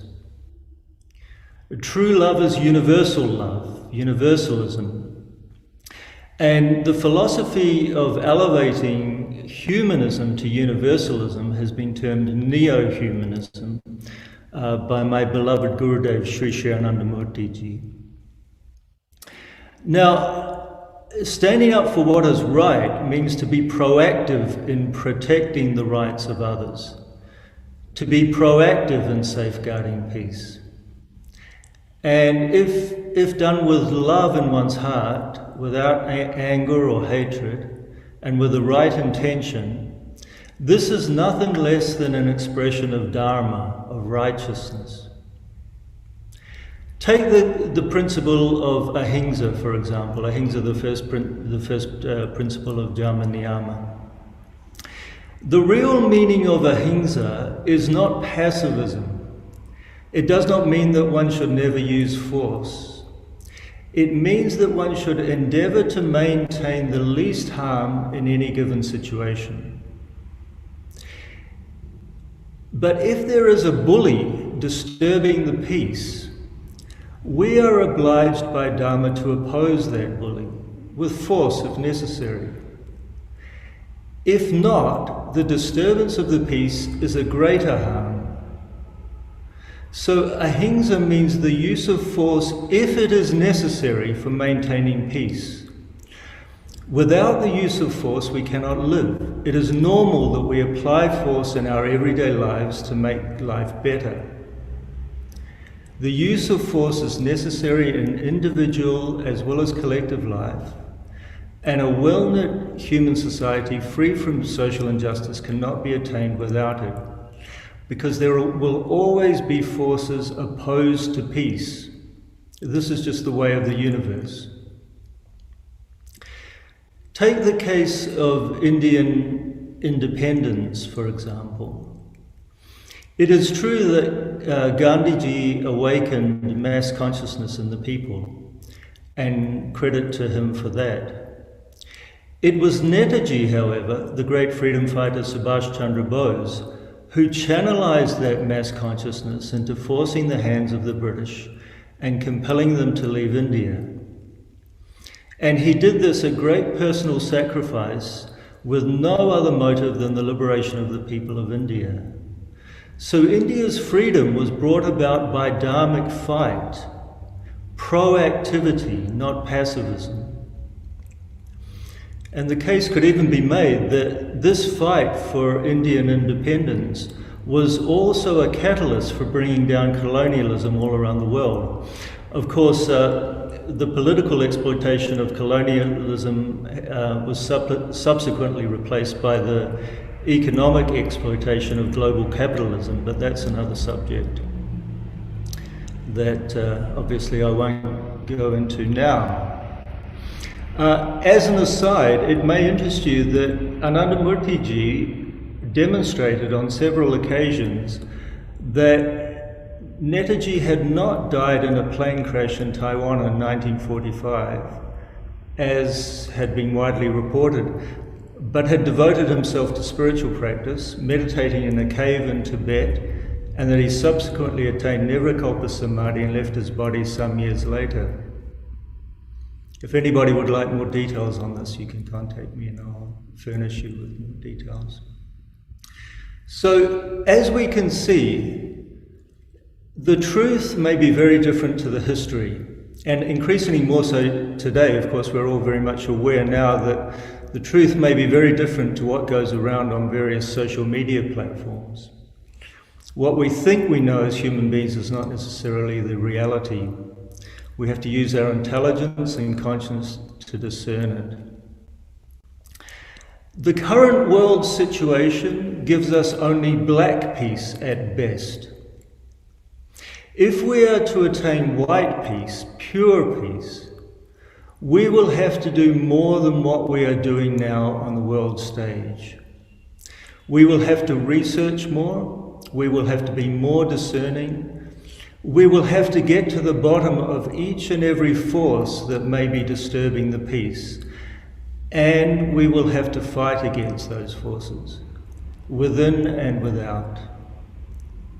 We will have to fight against smallness and selfishness within ourselves, and we will have to fight against oppression and exploitation in the world, whether that be the rampant greed of corporate capitalism or other oppressive and exploitative structures like the caste system. Only then can we attain true peace. A peace based on love, not compromise. Progress is always achieved through struggle, and peace through fight, in our individual life and also in our collective life. So, passivity is not enough. We need to be proactive towards true peace, and that means fighting the forces of greed, oppression, and exploitation through universal love, right intention, and appropriate action. This is the true Dharma.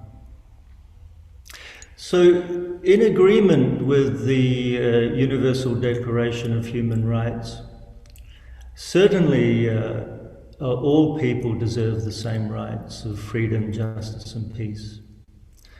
This should not have needed to be written into a Declaration of Human Rights. It should be a given.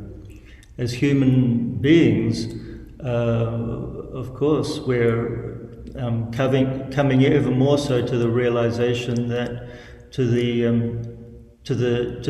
the universal truth that we are all equal as human beings on this planet. Not only human beings, but each and every creature is on a journey towards self-realization, towards God realization.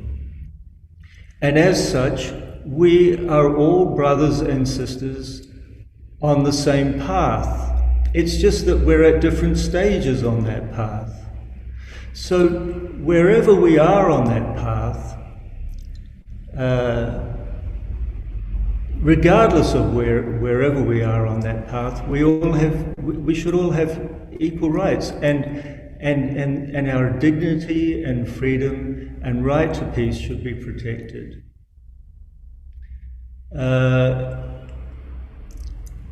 So I've pretty much said all that I wanted to say. I know we still have 3 minutes remaining. Maybe I can just add, just to finish, I noticed that one of my previous fellow speakers mentioned the Rohingya people. Anandamaga has a disaster relief team called the Anandamaga Universal Relief Team, and we have been providing shelter and support for the Rohingya people in Bangladesh. So that's just one of the ways in which Anandamaga, or more specifically Anandamaga Universal Relief Team, AMERT, helps to uphold the rights of people around the world. But there are many ways in which we can do this. So I believe that, in conclusion, I believe that, yes, it's true, we have to uphold the human rights of others, but this is a proactive process. We have to, and it's not only a proactive process, but it requires fight, it requires confrontation. We have to confront the bully in the room, whoever that may be around the world. Whichever force is disturbing peace, disturbing the rights of others, we must confront that force, tackle it head on, and only then can we attain true peace in the world. I thank you so much for inviting me to this auspicious event, and I wish you all the greatest of success in fighting for human rights around the world. Namaskar. Thank you, sir. Thank you so much.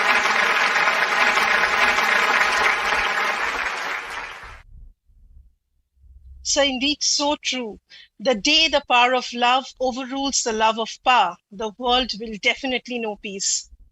Now I shall request Dr. Moumita Sharma, Area Chair, HR, School of Management, PG, MIT World Peace University, for the expression of gratitude to Dada Gunamuktanandji. Over to you, madam. Good evening, all. Thank you, Chayanika, madam. I am very honored to get this opportunity to express my gratitude towards Dada Gunamuktanandji, an esteemed yoga teacher who has practiced and taught meditation as a way of life all throughout the world. On behalf of the founder father of MIT Group of Institutions, Revered Dr. Vishwanath Karad sir, founder and chief initiator of Bharatiya Chhatra Sansad, School of Governance, and executive president of MIT WPU, Shri Rahul Karad sir, and the entire organizing committee of Bharatiya Chhatra Sansad, I express my sincere gratitude to Dadaji for his enlightening words on the right to peace for everyone.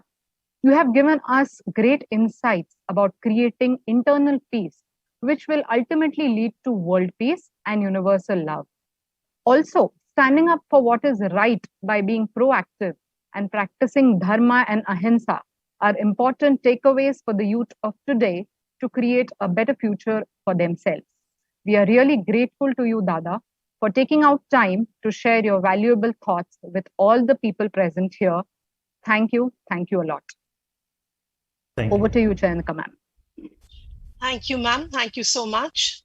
Ladies and gentlemen, Please allow me to welcome Dr. Deanna R. Coleman, Professor, Department of Comparative Cultural Studies, Northern Arizona University, Flagstaff, Arizona, United States.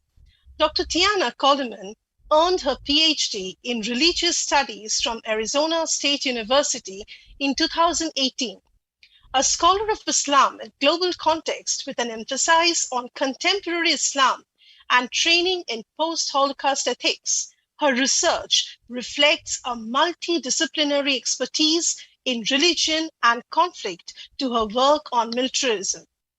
Her recent publications include The Amun Temple of Empire in the New Caribbean Studies Anthology and of American Empire, and an invited article for special issue of Cultural Dynamics, which examines the militarized response to climate change and migration. Her article in Sargasso, a journal of Caribbean literature, language, and culture, considers how memory and witnessing inform notions of possible futures of Guantanamo Bay. Dr. Coleman's current manuscript on meaning, making practices, and the ideological use of military and prisoner bodies at bay is under revision. With a big, big round of applause, let's welcome Dr. Deanna R. Coleman.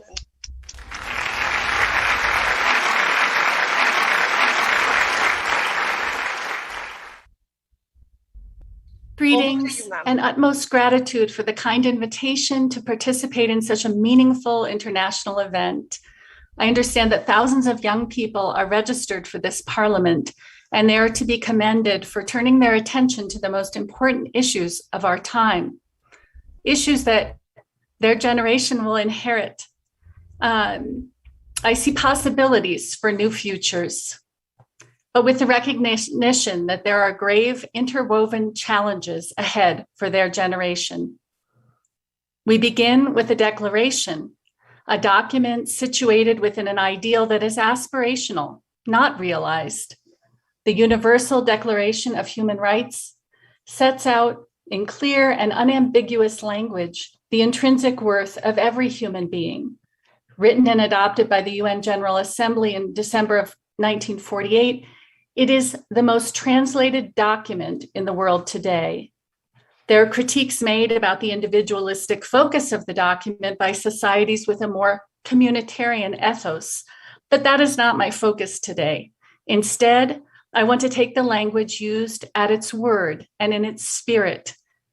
There are key aspects I would like to bring into conversation with my own work and think through with particular cases that exemplify the deep divides between the ideals as expressed in language, and actual human experiences.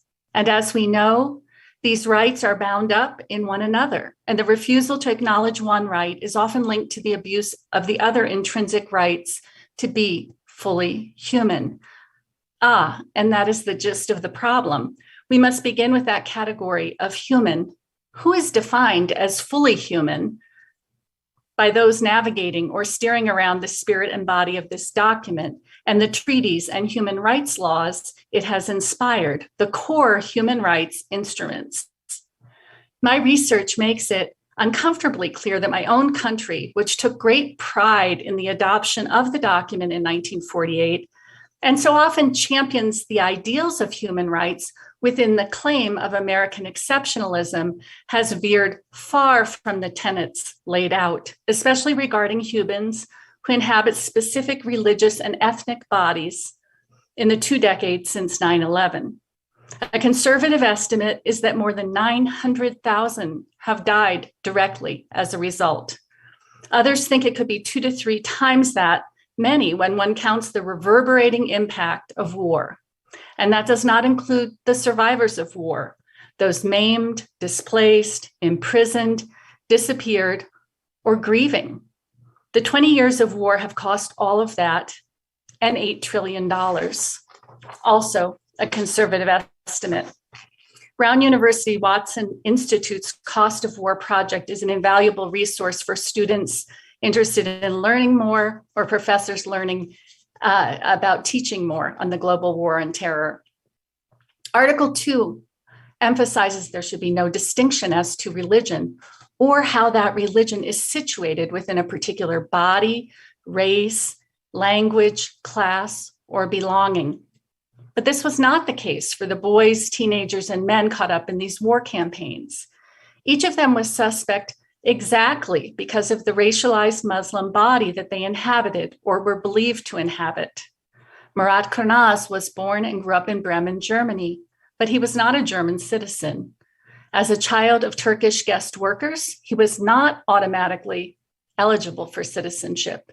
His parents were permanent resident aliens, guest workers. So Murat was born into that category as well. In 1982, when he was born, Germany, unlike much of the rest of Europe, still had the blood principle of nationality. The law changed in 2000, but Murat had not yet applied through the new process. The long and complex process towards German citizenship favors ethnicity and familial relations. Murat was Turkish in the sense of his ancestry and passport, but he hadn't grown up in Turkey. Murat was captured and sold to the United States for $3,000 during a trip. What does it mean to issue a broadly worded bounty to purchase human beings who fit religious and ethnic markers? Article 7 grants protections from discrimination and incitement to discrimination, but weren't these bounties incitement, of course, to discrimination?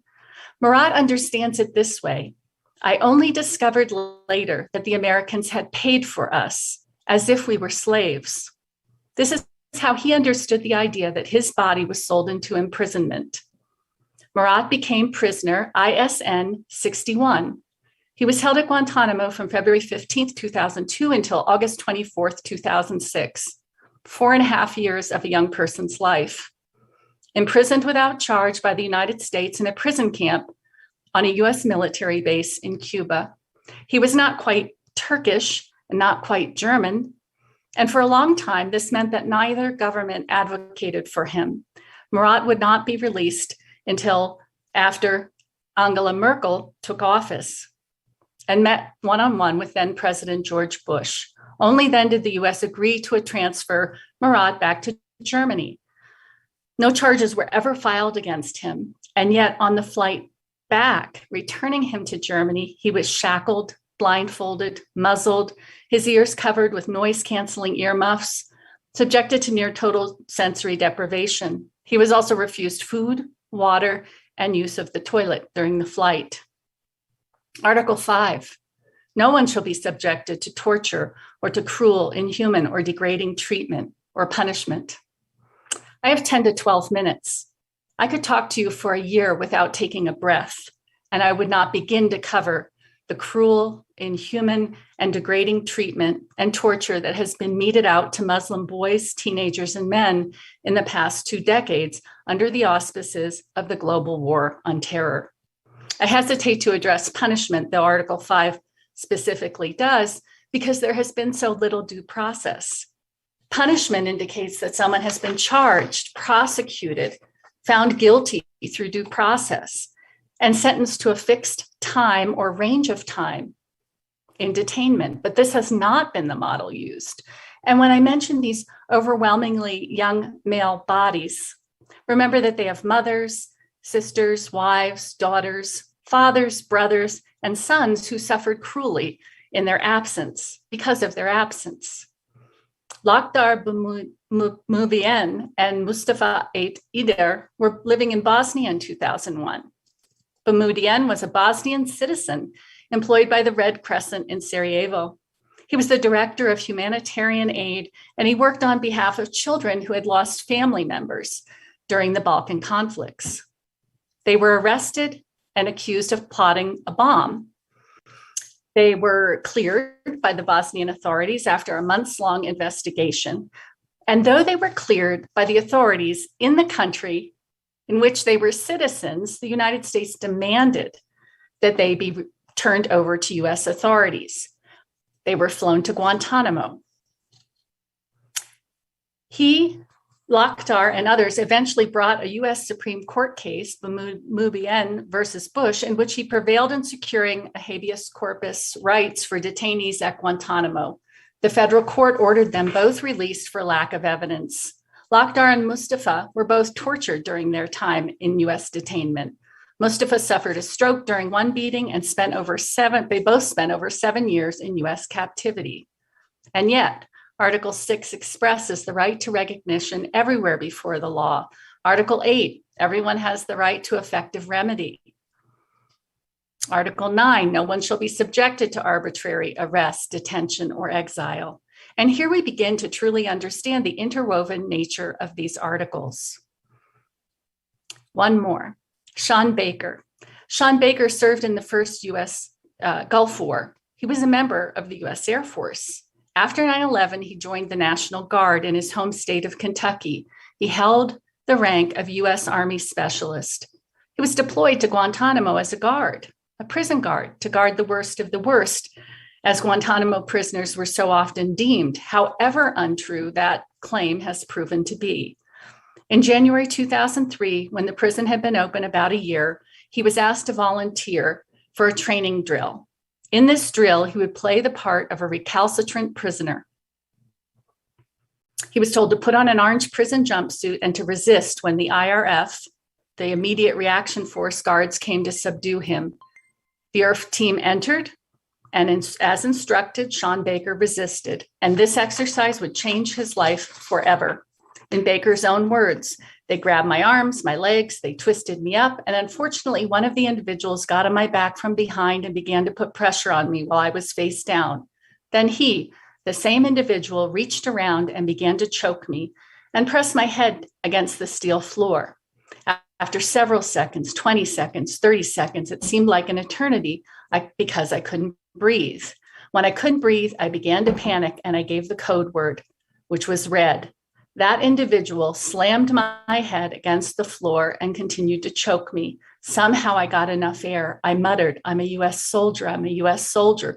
But they couldn't hear him. They couldn't see him. They only saw the uniform. And the damage was done. Sean Baker suffered a traumatic brain injury. He was taken to a base hospital and later flown to a Navy hospital in the US. They sent him home to rest, but he suffered multiple debilitating seizures per day. He was sent to Walter Reed Hospital for nearly 7 weeks for further treatment. There was no effective treatment. He was pronounced 100% permanently disabled. When Baker donned that orange jumpsuit for that training exercise, his body was coded as Muslim, as the other. And as in the language of biopolitics, what Agamben would call the body that can be killed, bare life and the killable body. Had Sean Baker's prison uniform not torn that day to reveal his US military uniform beneath, he would have been beaten to death, likely, that day. And he nearly was. And the man who beat him nearly to death, because he imagined him as a particular religious body, he was welcomed home with honors, and he is a police officer today in his hometown. In Water and Dreams, Bachelard reminds us that to see water is to want to be in it. And indeed, this awareness of the water and the inability to be in it was expressed by Guantanamo prisoners in writing and in their art. I think to know of the Declaration of Human Rights is to want to be in a world that is in it, fully and with commitment. And I hope that the young people here today with us work towards a world in which we will all live in that aspirational document as more perfectly realized. Thank you very much.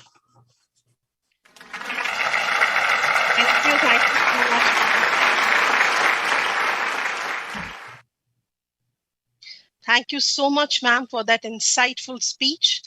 Now I shall request Dr. Kasturi Shukla, Program Head, MBA, Hospital and Healthcare Management, School of Management, PG, MIT World Peace University, for expression of gratitude to Dr. Diana R. Coleman. Over to you, ma'am. Thank you, Professor Chayanika.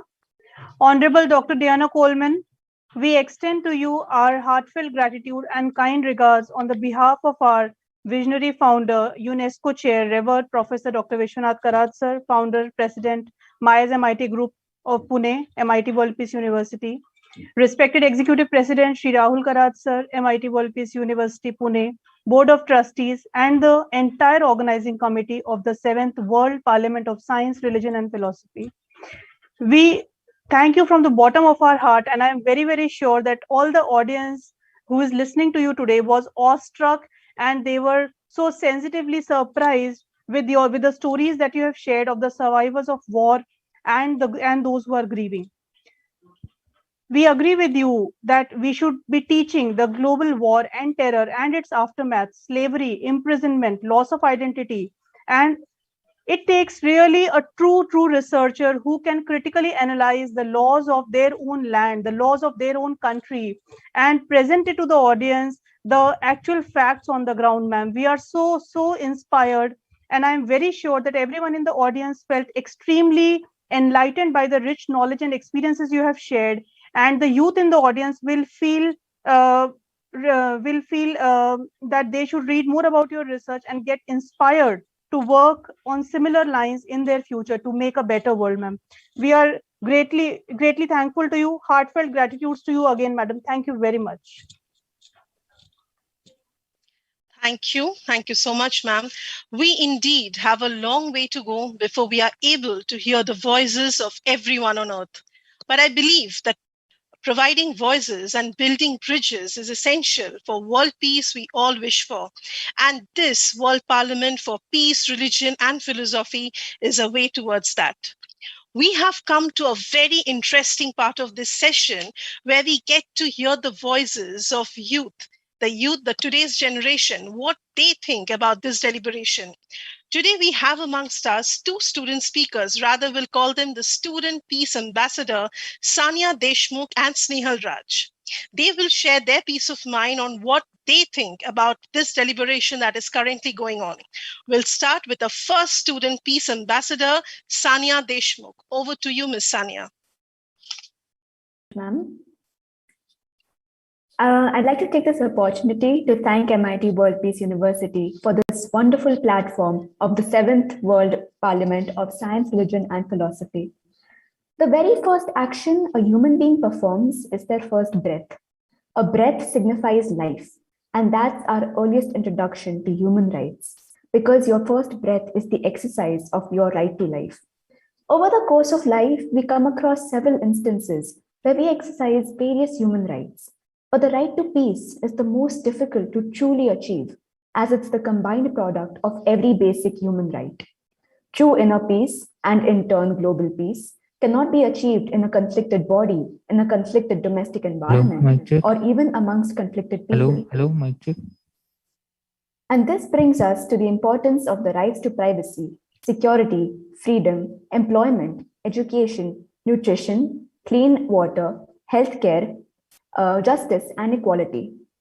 Once governments and institutions take the initiative to curb the violations of these rights, only then can the right to peace be brought into discussion. But as we know, decision and lawmaking is a highly meticulous and time-consuming process.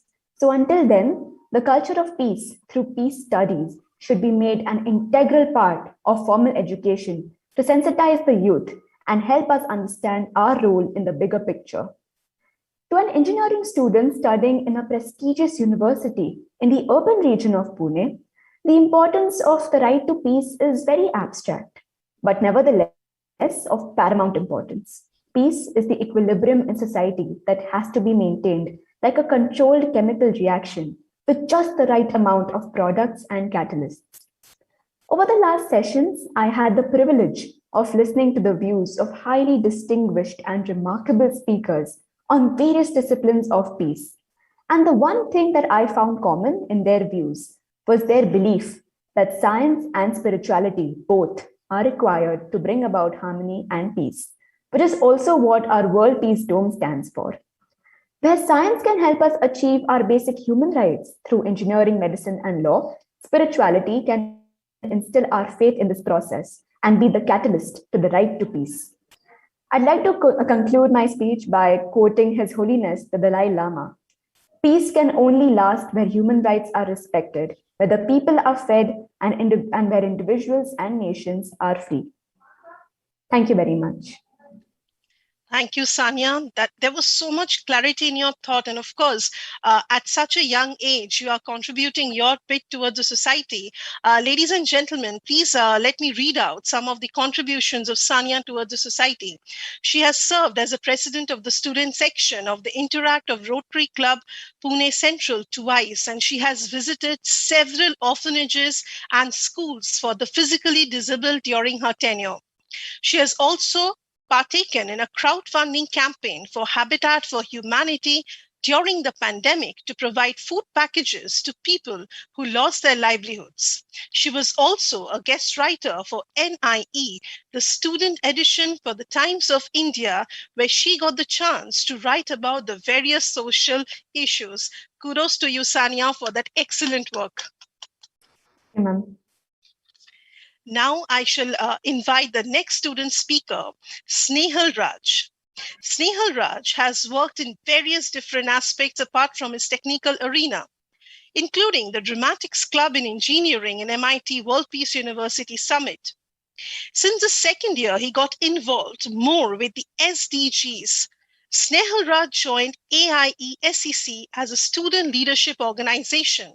And since then, he has done various contributions, volunteering in various orphanages, as well as working towards the goals through not just with AIESCE in India, but also with AIESEC in US as well as in Ukraine.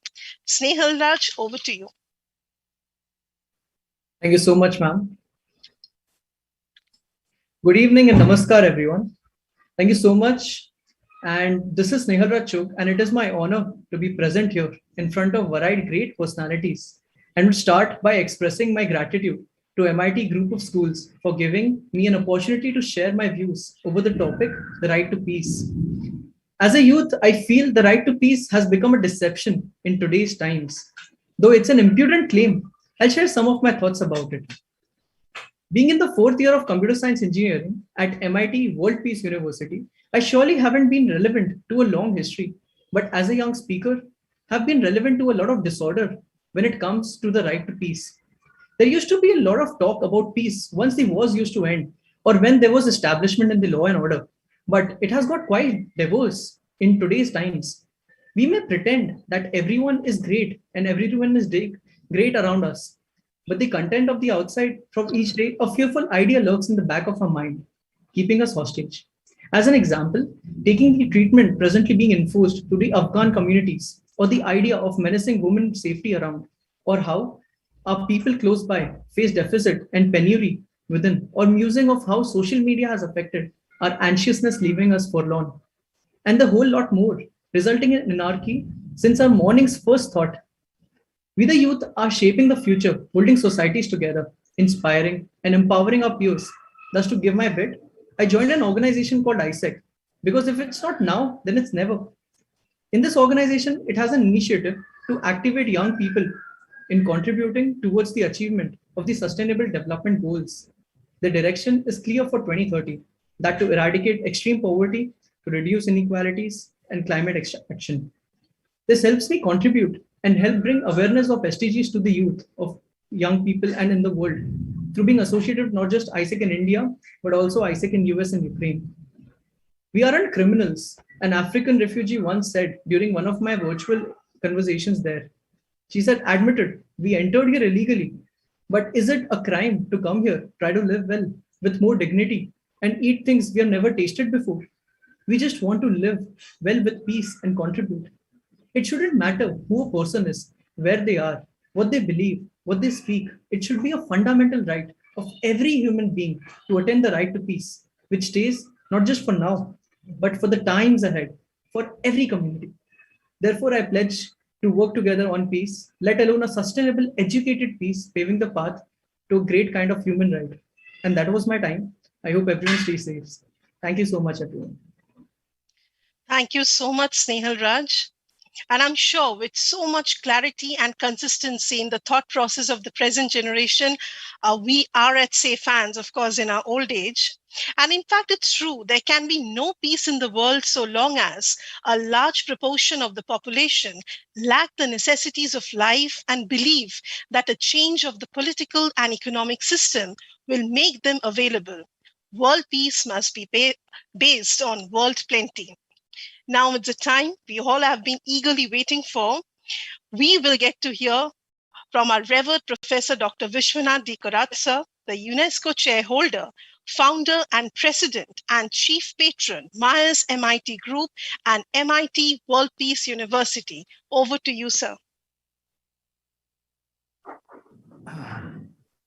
Thank you so much,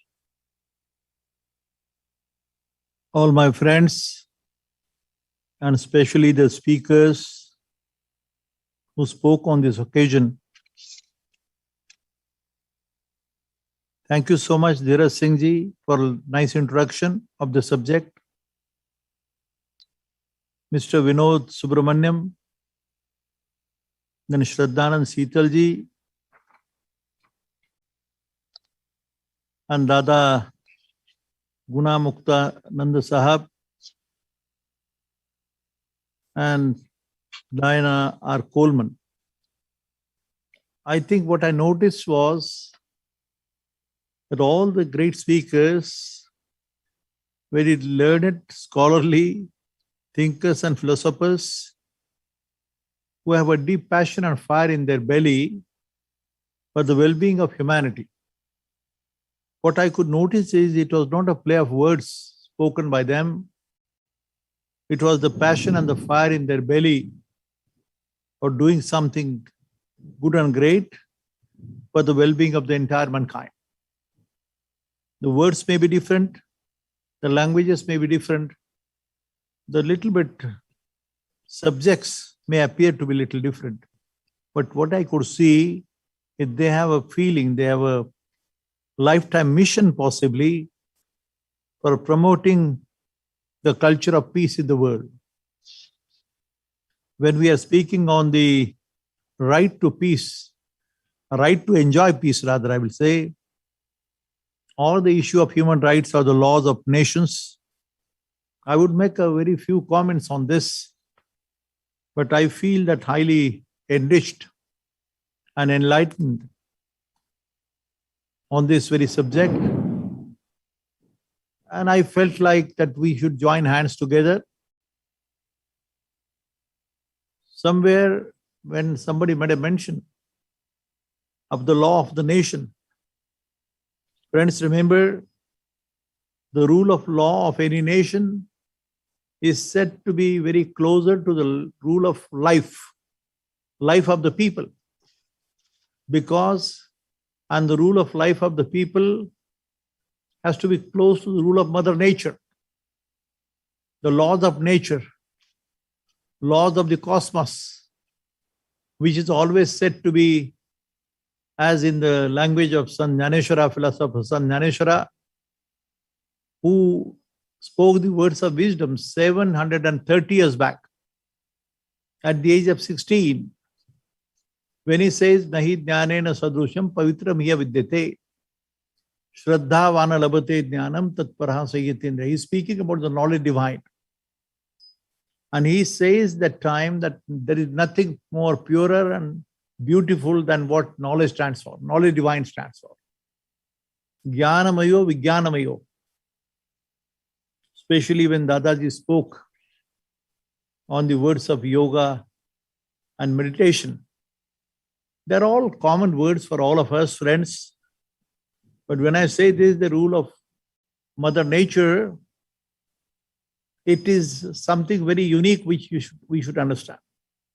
And why I'm showing this small booklet to you, this was, some time after about 30, 40 years of studies and understanding.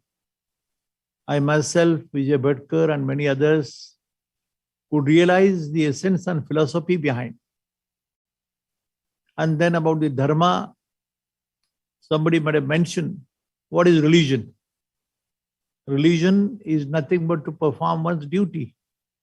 The duty toward the mother, the father, the family, the society, the nation, and the whole world. As was said by somebody, Vasudhaiva Kutumbakam.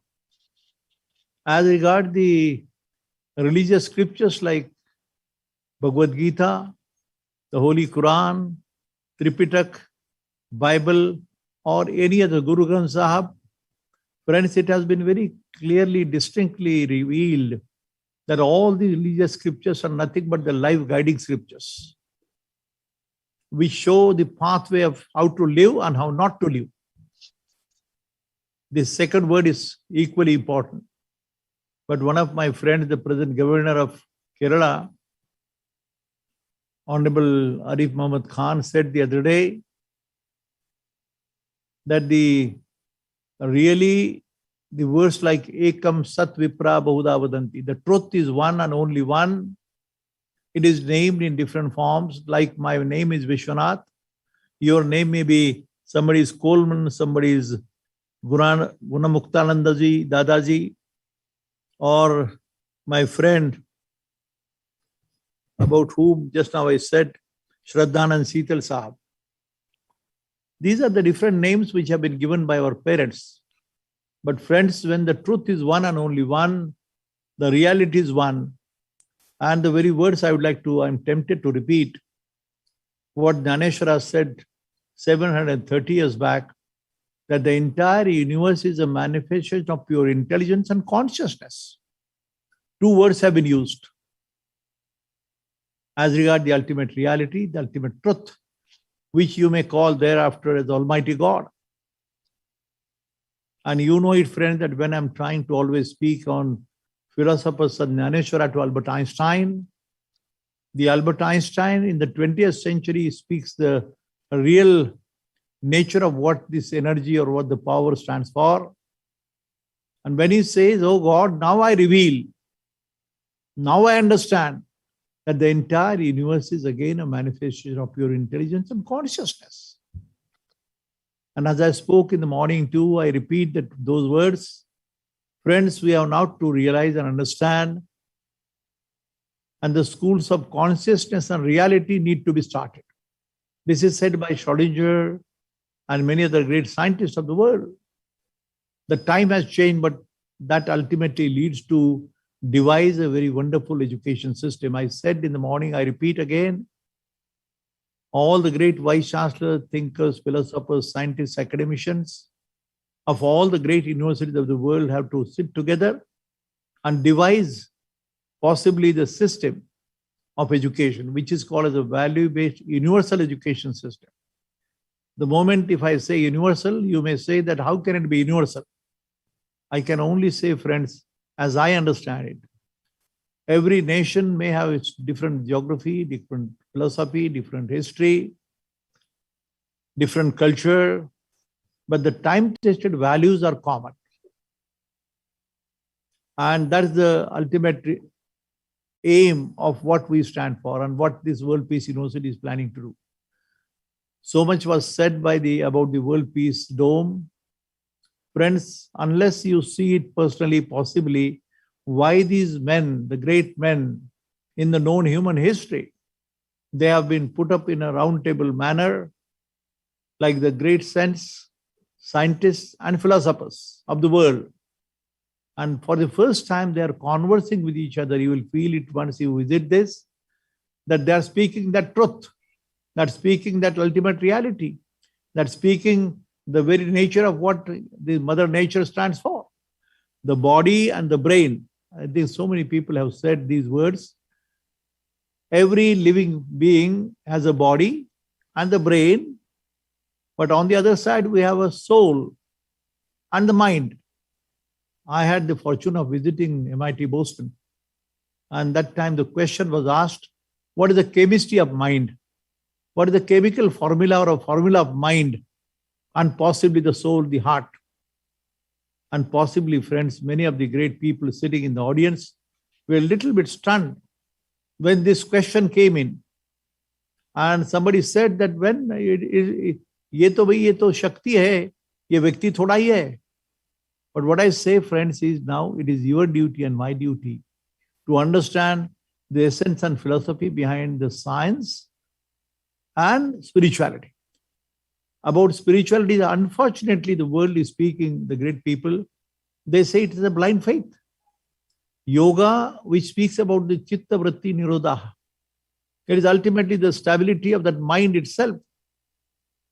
and bring the order, like that word is there in the engineering, entropy. To minimize the disorder is our duty. Disorder not to you yourself, but to other people, to another society. Very simple words are there. But friends, remember this very dome, which is called as a philosopher Sant Dhaneshwara dash even Sant Tukaram, World Peace Dome, speaks that ultimate reality, speaks about that ultimate truth. It is a spiritually oriented scientific laboratory. I'm not the doer, I'm not the maker. I'm just instrumental. Why and what for it has come up, I don't know. It has evolved with the most ordinary workers and the people who never knew engineering. No architect, no engineers, no crane was used. And you will say, how can you dare, Professor Karad, to speak this? But this is what I'm speaking is from the bottom of heart. This has happened. How and what way? Possibly this is to give the message to the entire mankind, entire humanity. And possibly, as I repeat to you again, friends, maybe in the known human history, something very unique laboratory, the scientifically or spiritually oriented scientific laboratory has come up. I appeal to you, friends, after this coronavirus problem is possibly over within 2-3 months' time, I would appeal to you, all my students and all the people who have addressed and spoken the words of wisdom about the knowledge divine. I think they should come together, see it personally, discuss, deliberate, and also find out what is the pathway for us, which we have been calling this as a value-based universal education system. And possibly that is what I'm trying to look for. Friends, I have no words to express my feelings. When I heard all of you, I feel like I'm getting tempted to meet you sometime. And that too, possibly in the very World Peace Dome, which is trying to give a message to the whole mankind, entire humanity, to promote the culture of peace in the society. Thank you, friends. Pranam. Abhivadan. Sabko Abhivadan.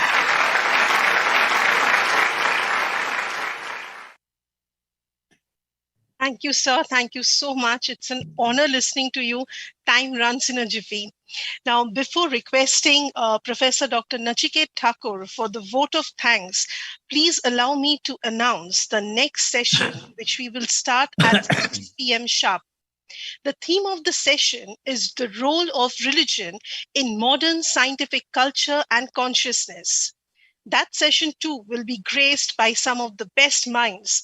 We will have amongst us Dr. Elizabeth Denley, Content and Publications, Heartfulness Institute, Editor-in-Chief, Heartfulness Magazine, Sydney, Australia. Dr. Kannan Rangaramanujan, Co-Director, Center for Nanomedicine, Arnold Patz Distinguished Professor of Ophthalmology, Johns Hopkins Hospital, Washington, DC, USA. We shall also have amongst us Professor Vistas Karbhari, former president of the University of Texas, Arlington, USA, Dr. Brian J. Grimm, president, Religious Freedom and Business Foundation, USA, Mr. Ashok Joshi, founder, Microlin LLC, Salt Lake City, USA, and Honorable Condon Smith Hansen, lecturer of religious studies at the University of Arizona, Tucson, Arizona, United States. Now I shall request Professor Dr. Nachiket Thakur, Director, MIT Institute of Design, Pune, for rendering the vote of thanks. Over to you, sir. Namaskar, a very good evening to one and all. It is my extreme honor and privilege to propose a vote of thanks for this session on the right to peace, the Universal Declaration of Human Rights, held as part of the 7th Parliament of Science, Religion, and Philosophy today. Such a thought-provoking, informative, and an inspiring session. On behalf of the organizing committee of the 7th World Parliament of Science, Religion, and Philosophy, I would like to profoundly thank from bottom of my heart, my guru, to the UNESCO chair, our revered Professor Dr. Vishwanath B. Karad, founder, president, and chief patron, MIRES MIT Group, Pune, and the MIT World Peace University for being the guiding light and an inspiration to all of us. Sir, Your vision of bringing together science, philosophy, and spirituality is motivating all of us to follow the path of universal peace. Thank you, sir. Asat Vardasta Asudya. An event of this scale and depth is not possible without the strategic directions given by the chairman and general secretary of the organizing committee. On behalf of all of us, we would like to express our gratitude to Padma Bhushan Honorable Dr. Vijay Bhatkar Sirji, Chancellor Nalanda University and Chairman of the Organizing Committee, and Honorable Dr. Rahul Karad Sir, Managing Trustee and Executive President, MICE MIT, Executive President, MIT WPU, and Secretary General of the 7th World Parliament of Science, Religion, and Philosophy. Thank you so much, sir.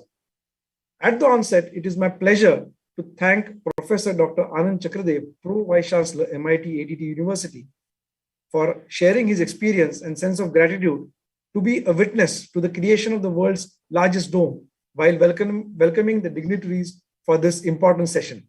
Thank you so much, sir. I'm very happy to thank our colleague and Mr. Dheeraj Singh, Director of School of Media and Journalism, MIT WPU Pune, to setting the context for the session. Today's session, we had the privilege to hear leaders in various fields with their exemplary thoughts on the theme of right to peace. On behalf of the organizing committee, I would like to thank Honorable Mr. Vinod Subramaniam ji, Global Marketing Leader, to giving his insight into Ashoka's principles of living peace and harmony. The genesis of United Nations adopting the declaration in 1948, the UDHR. Thank you so much, sir, for taking us 3,000 years in history of universal human rights propagated by visionaries of humanity and connecting it to the contemporary world of today. Thank you so much. Our deep sense of gratitude to Honorable Mr. Siddhananda ji, Chairman Global Human Rights Defense, The Hague, South Holland, Netherlands, to enlighten us about the current human rights violations unfolding in front of us in recent times. Your insights on how the third world is to be made aware about human rights, the universal rights, is an eye-opener. It's extremely important for us to be aware of this. Extremely thank you for this insight, sir.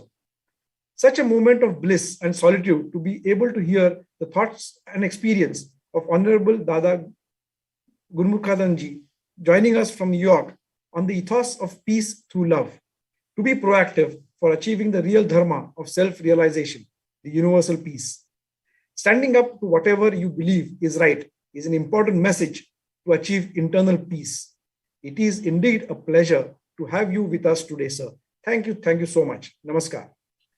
It is our extreme pleasure to thank Honorable Professor Dr. Diana Coleman, Department of Comparative Culture Studies, Northern Arizona University, United States. Your thoughts on how there is a gap between the articles of the Human Rights Declaration to the actual happenings in the world by citing real-life cases are really thought-provoking. Your deliberations will be a guiding light for each one of us as a life lesson.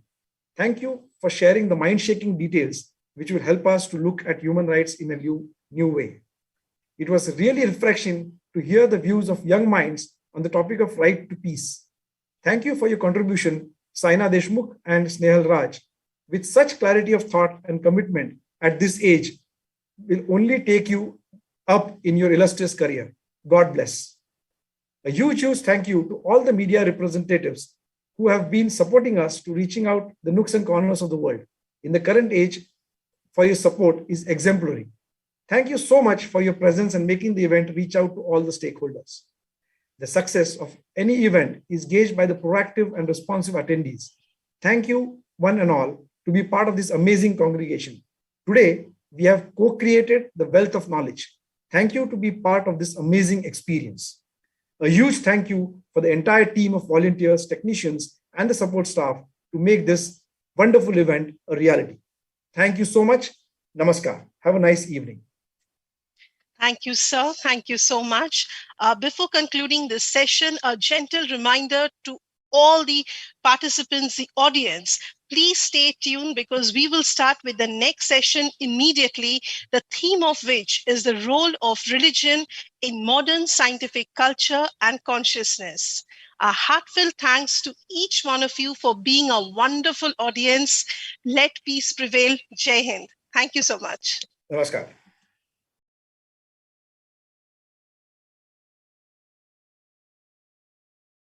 Good evening and namaste to one and all. I welcome you all for the fifth session of the 7th World Parliament of Science, Religion and Philosophy, organized by Dr. Vishwanath Karad, MIT World Peace University. We are honored to have with us the eminent speakers across the globe who will be sharing their valuable thoughts on the theme, the role of religion in modern scientific culture and consciousness. I would like to welcome all the dignitaries to the World Peace Dome by a film. I request my technical team to kindly relay the virtual arrival of the dignitaries at World Peace Dome.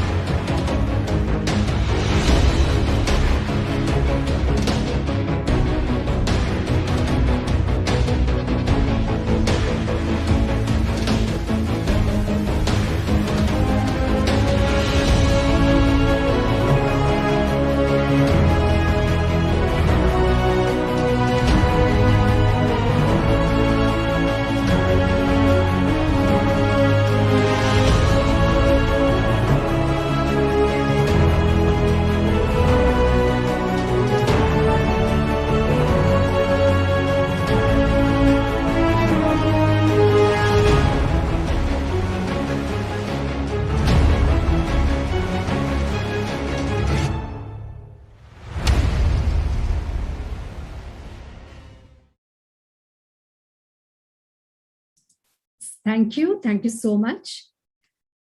As per the tradition of MIT, let us begin the session with the World Peace Prayer. The prayer which does not advocate any caste or religion, but only prays for the peace. I request my technical team to play the prayer, and I request everyone to join their hands and close their eyes for the prayer.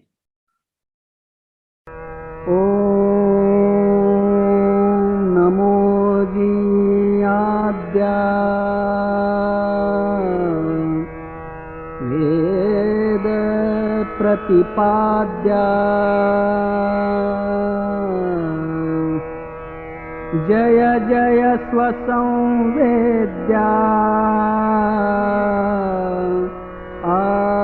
आत्मरूपा देवा तूचि गणेषु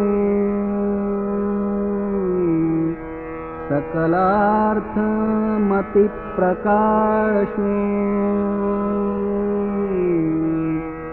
म्हणे निवृत्तिदासु अवधारि goji गुरुर्ब्रह्मा गुरुर्विष्णु गुरुर्देवो महेश्वरः गुरुः साक्षात् परब्रह्मा तस्मै श्री गुरवे नमः। ॐ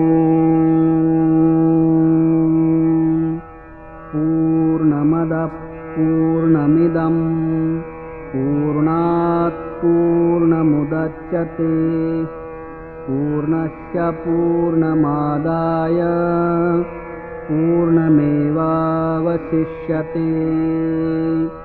ॐ शान्ति शान्ति शान्तिः हरि ओम् ईशावास्यमिदं सर्वं यत्किञ्च जगत्यां जगत् तेन त्यक्तेन भुञ्जीथाः मा गृध कस्यचिद्धनम् ॐ भूर्भुवस्वः तत्सवितुर्वरेण्यं भर्गो देवस्य धीमहि धियो यो न प्रचोदयात् सर्वेऽपि सुखिनः सन्तु सर्वे सन्तु निरामयाः सर्वे भद्राणि पश्यन्तु मा कश्चित् दुःखमाप्नुयात्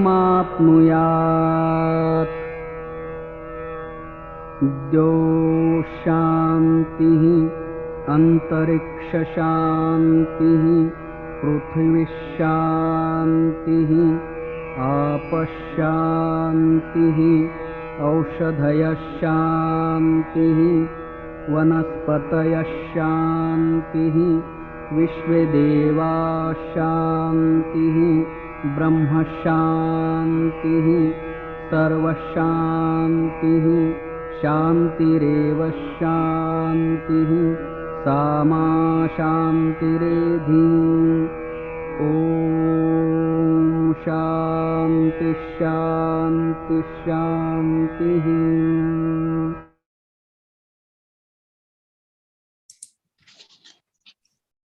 Science and religion are two sides of the same coin. They both have to do with meaning. People have always wondered how we can make sense of the world and understand the deeper meaning of who we are and what we are meant to be all about. Science and religion as distinct yet related. Religion is not the source of conflict, yet it has become the site of many conflicts. For us, in this modern world, it is very, very important to understand what triggers religiously motivated conflict. And we have to look at the economic, sociology, and psychology, not just the fact that people of faith are fighting. Science and religion can be compatible. Science and religion need to work together in order to create a more moral and more advanced modern society. While science is more empirical and can help us to solve the mysteries of life, it does not have to hold that religion has. If science is the body, religion is the soul. Religion needs to evolve as science does and forms tenets. So in today's session, we will be talking about the role of religion in modern scientific culture and consciousness. I now request Professor Dr. Prasad Khandekar, Dean, School of Engineering, to give the welcome address. Over to you, sir. Thank you, Professor Chaudhary. Good evening, dignitaries on the virtual dais. Participants on the Zoom platform, I can see around 1,500 plus participants, plus thousands of those who are watching us on different social media and representatives of press. A very warm welcome on behalf of MIT World Peace University to session 5 of 7th World Parliament of Science, Religion and Philosophy. Dear all, let me share with you, maybe at the cost of repetition, that our revered Professor Vishwanath Karad has been propagating message of world peace through his untiring efforts over the last 4 decades. Be it the world's largest dome that he has created, I would say, to propagate that message of world peace, or be it platform like this of World Parliament, where a lot of intelligent people, expertise is gathered on this platform to share the knowledge and wisdom so that the people are at peace within and outside. So let me welcome Dr. Elizabeth Denley, Content and Publications, Heartfulness Institute Editor-in-Chief, Heartfulness Magazine, Sydney, Australia. Let me also welcome Honorable Dr. Kannan Rangaramanujam, Co-Director, Center for Nanomedicine, Arnold Parts Distinguished Professor of Ophthalmology, Johns Hopkins Institute, Washington, D.C., USA. Dear participants, let me also welcome Professor Vistas Karbari, former President of the University of Texas, Arlington, USA. Let me also welcome Honorable Dr. Brian J. Grimm, President, Religious Freedom and Business Foundation, Utah, USA. Let me also welcome our own Mr. Ashok Joshi, founder of Microlin LLC, Salt Lake City, USA, who has been guiding us and mentoring us for last so many years. Welcome, Mr. Ashok Joshi, to virtual platform. Dear participant, let me also welcome Honorable Condon Smith Hansen, Lecturer of Religious Studies at the University of Arizona, Tucson, Arizona, United States, and our own revered Professor Vishwanath Karad, sir, to guide us on this important session 5, the theme of which is the role of religion in modern scientific culture and consciousness. So let me welcome you to this fantastic session to share the knowledge and wisdom on world peace. Over to you, Professor Chaudhary. Yes, thank you. Thank you so much, sir, for your welcome address.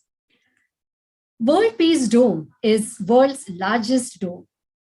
This unique structure has been conceptualized and designed by a visionary, an eminent personality, and an educationist of the highest class, Honorable Dr. Vishwanath D. Karad, sir, whose life mission is to establish a culture of peace in the world and to give value-based universal education. I now request my technical team to relay a film on philosopher Sant Shri Jnaneshwar World Peace Prayer Hall and World Peace Library, World Peace Dome.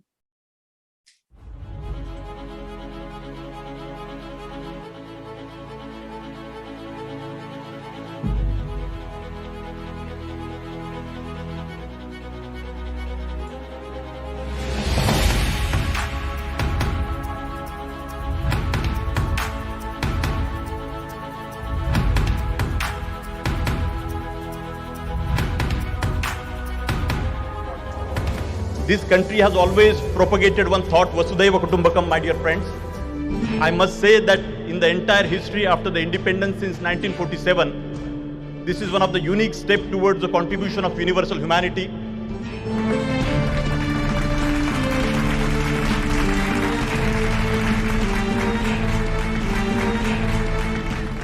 I appeal to the Vice President and Honorable Chief Minister to recognize this World Peace Dome as a structure of national and global importance and support to promote it in such a way that it evolves as one of the prominent tourism destinations of the world. We should remember and respect like Professor Vishwanath Karad and millions of people like that, and remember the great service they have done. They should be remembered forever. That is also equally important for all of us. This is the message of this dome. This is the idea of the dome. This is the tallest, not only in size, but also in ideas. But if it takes away the rest of the days of my life and gives me one day where I can come back and look at this magnificent dome, magnificent message to the rest of the world, to me, this is not just the biggest dome in the world. To me, this is the biggest idea, the biggest message to the world. Science without religion is lame, and we all know this. Religion without science is blind.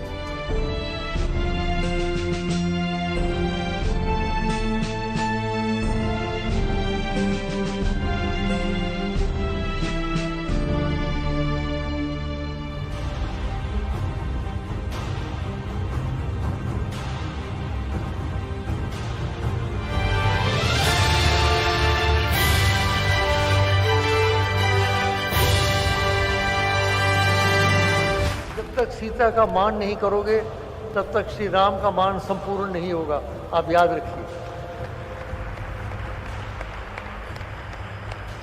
केवल जय श्री राम से बात नहीं बनेगी, जय सीताराम कहिए, कहना होता। हमको लगता है कि आज गांधी जी हों चाहे जो कोई हो, सबका इशारा विश्व शांति का है। तो विवेकानंद ने कहा है कि 21वीं शताब्दी में मेरी भारत माता ज्ञान का दालन बोल के उभर आएगी। इट विल बिकम अ विश्व गुरु इन द 21st सेंचुरी। उसका छोटा सा उदाहरण, छोटा सा सिंबल यहाँ बन गया है, ऐसा मेरा मानना है।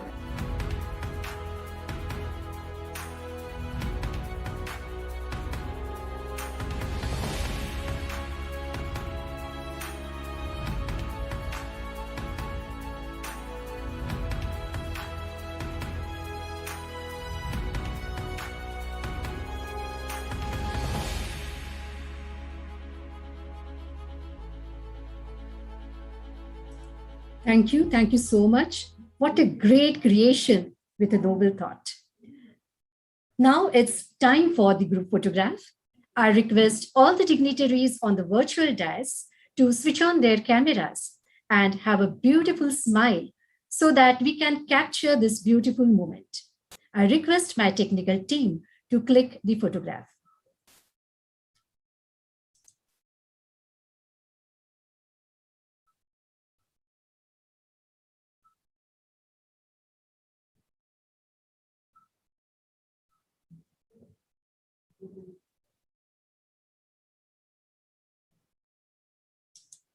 Thank you so much. Now let us have a look at the curtain raiser film on the session 5, the role of religion in modern scientific culture and consciousness. I request my technical team to relay the film. The role of religion in modern scientific culture. Religion and science both offer explanations for why life and the universe exist. Science relies on testable empirical evidence and observation. Religion relies on subjective belief in a creator. The problems arise when science begins to think it's a religion and religion begins to think it's science. While most modern people resort to science and technology to deal with the demands of life, religion still provides the deeper meaning and purpose of human existence. But it is also evident that some modern people quietly dismiss religion as irrational and irrelevant to their needs.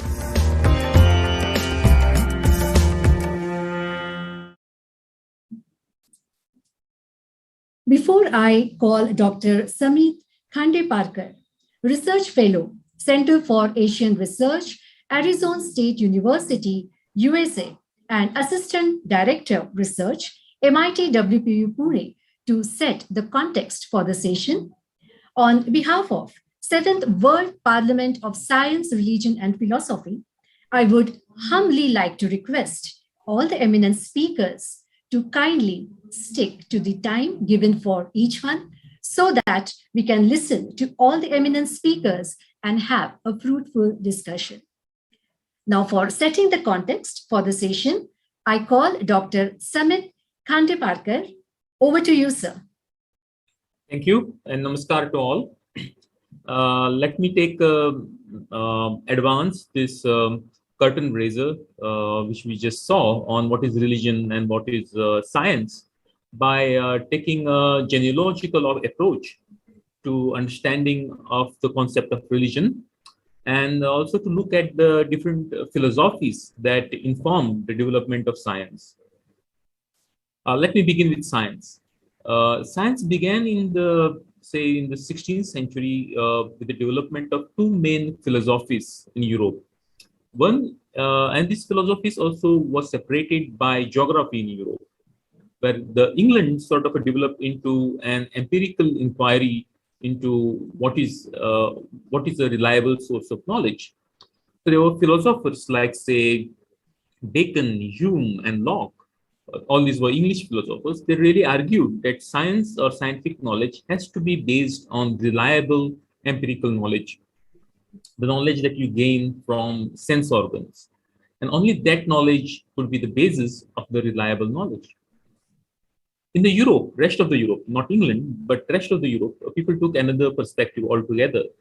They argued that science has to have a basis in reason, in ability of humans to explain how the phenomena work. It need not depend on the empirical evidence, but on the structures of mind. And this is a perspective that was really promoted by René Descartes, by Spinoza. And René Descartes, for example, is very famous for saying that I think, therefore I am, which meant that my ability to think really proves without doubt, that I exist. And I, who is existing and is thinking being, is separate from the object that I'm studying. This subject and object dichotomy really took roots in science from this perspective. Over time, the empiricism and rationality and rationalism sort of combined to develop into what is modern science. But in my own perspective and in the perspective of many scholars, science truly is expansion of reason, that ability of human beings to explain things. This is the core project of science. Empiricism is an aid to science, but it cannot be the real peg of science. The real peg of science is the expansion of rationalism or rationality. So this is sort of a philosophical basis of science. Other than this, if we take the concept of religion and look at it genealogically, then we again see the concept of religion taking birth in Europe in 17th century. It's a time when say, Christianity breaks down into two different, in Protestantism and into Catholicism. No, Catholicism breaks down into Protestantism, and it is then that people realize that well, there are two different ways to worship God. When Europeans travel all over the world, they also come into contact with other populations, and they realize, well, these people are either they are worshipping devil or they are worshipping some other gods. And over time, this concept of religion develops to really capture the different practices and beliefs that are seen all over the world. So this concept of religion is not something very ancient and always there. Rather, even in Bible or in the Quran, the concept of the religion as such, concept is not there. It's a concept that evolves as the Europeans come into contact with different populations around the world and try to categorize what they observe. In late 19th century, this really gets formalized as the world religion parliament takes place. The idea of religion really get enforces, and all the world religions like Hinduism, Buddhism, Sikhism, Islam, Christianity, different forms of Christianity are together categorized as religion. So these are two approaches to these two main concepts that we have: science, which comes as a philosophical foundation of empiricism and rationalism, and religion, which comes into birth as people, as Europeans come into contact with different population and splitting of Christianity into different forms of Christianity. So this is something we should keep in mind as we sort of begin our discussion on the role of religion in the modern world, in the modern scientific world. Thank you. Namaskar. Thank you. Thank you so much, sir. Your address set the perfect platform for the session. Thank you once again. Today, we are honored to have with us Dr. Elizabeth Denley, Content and Publications, Heartfulness Institute, Editor-in-Chief, Heartfulness Magazine, Sydney, Australia. Dr. Elizabeth holds a doctorate of philosophy in biological sciences from the University of Sydney, Australia. She has been a heartfulness practitioner for 27 years and is also a trainer.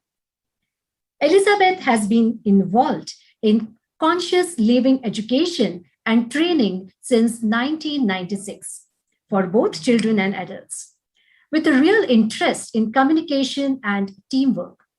She has worked in scientific research and the business world. She is the mother of 2 fine adults and is also a musician and writer, spending a lot of her time, these days on publications for heartfulness. With big round of applause, let us welcome Dr. Elizabeth. I now request Dr. Elizabeth to share her thoughts. Over to you, ma'am.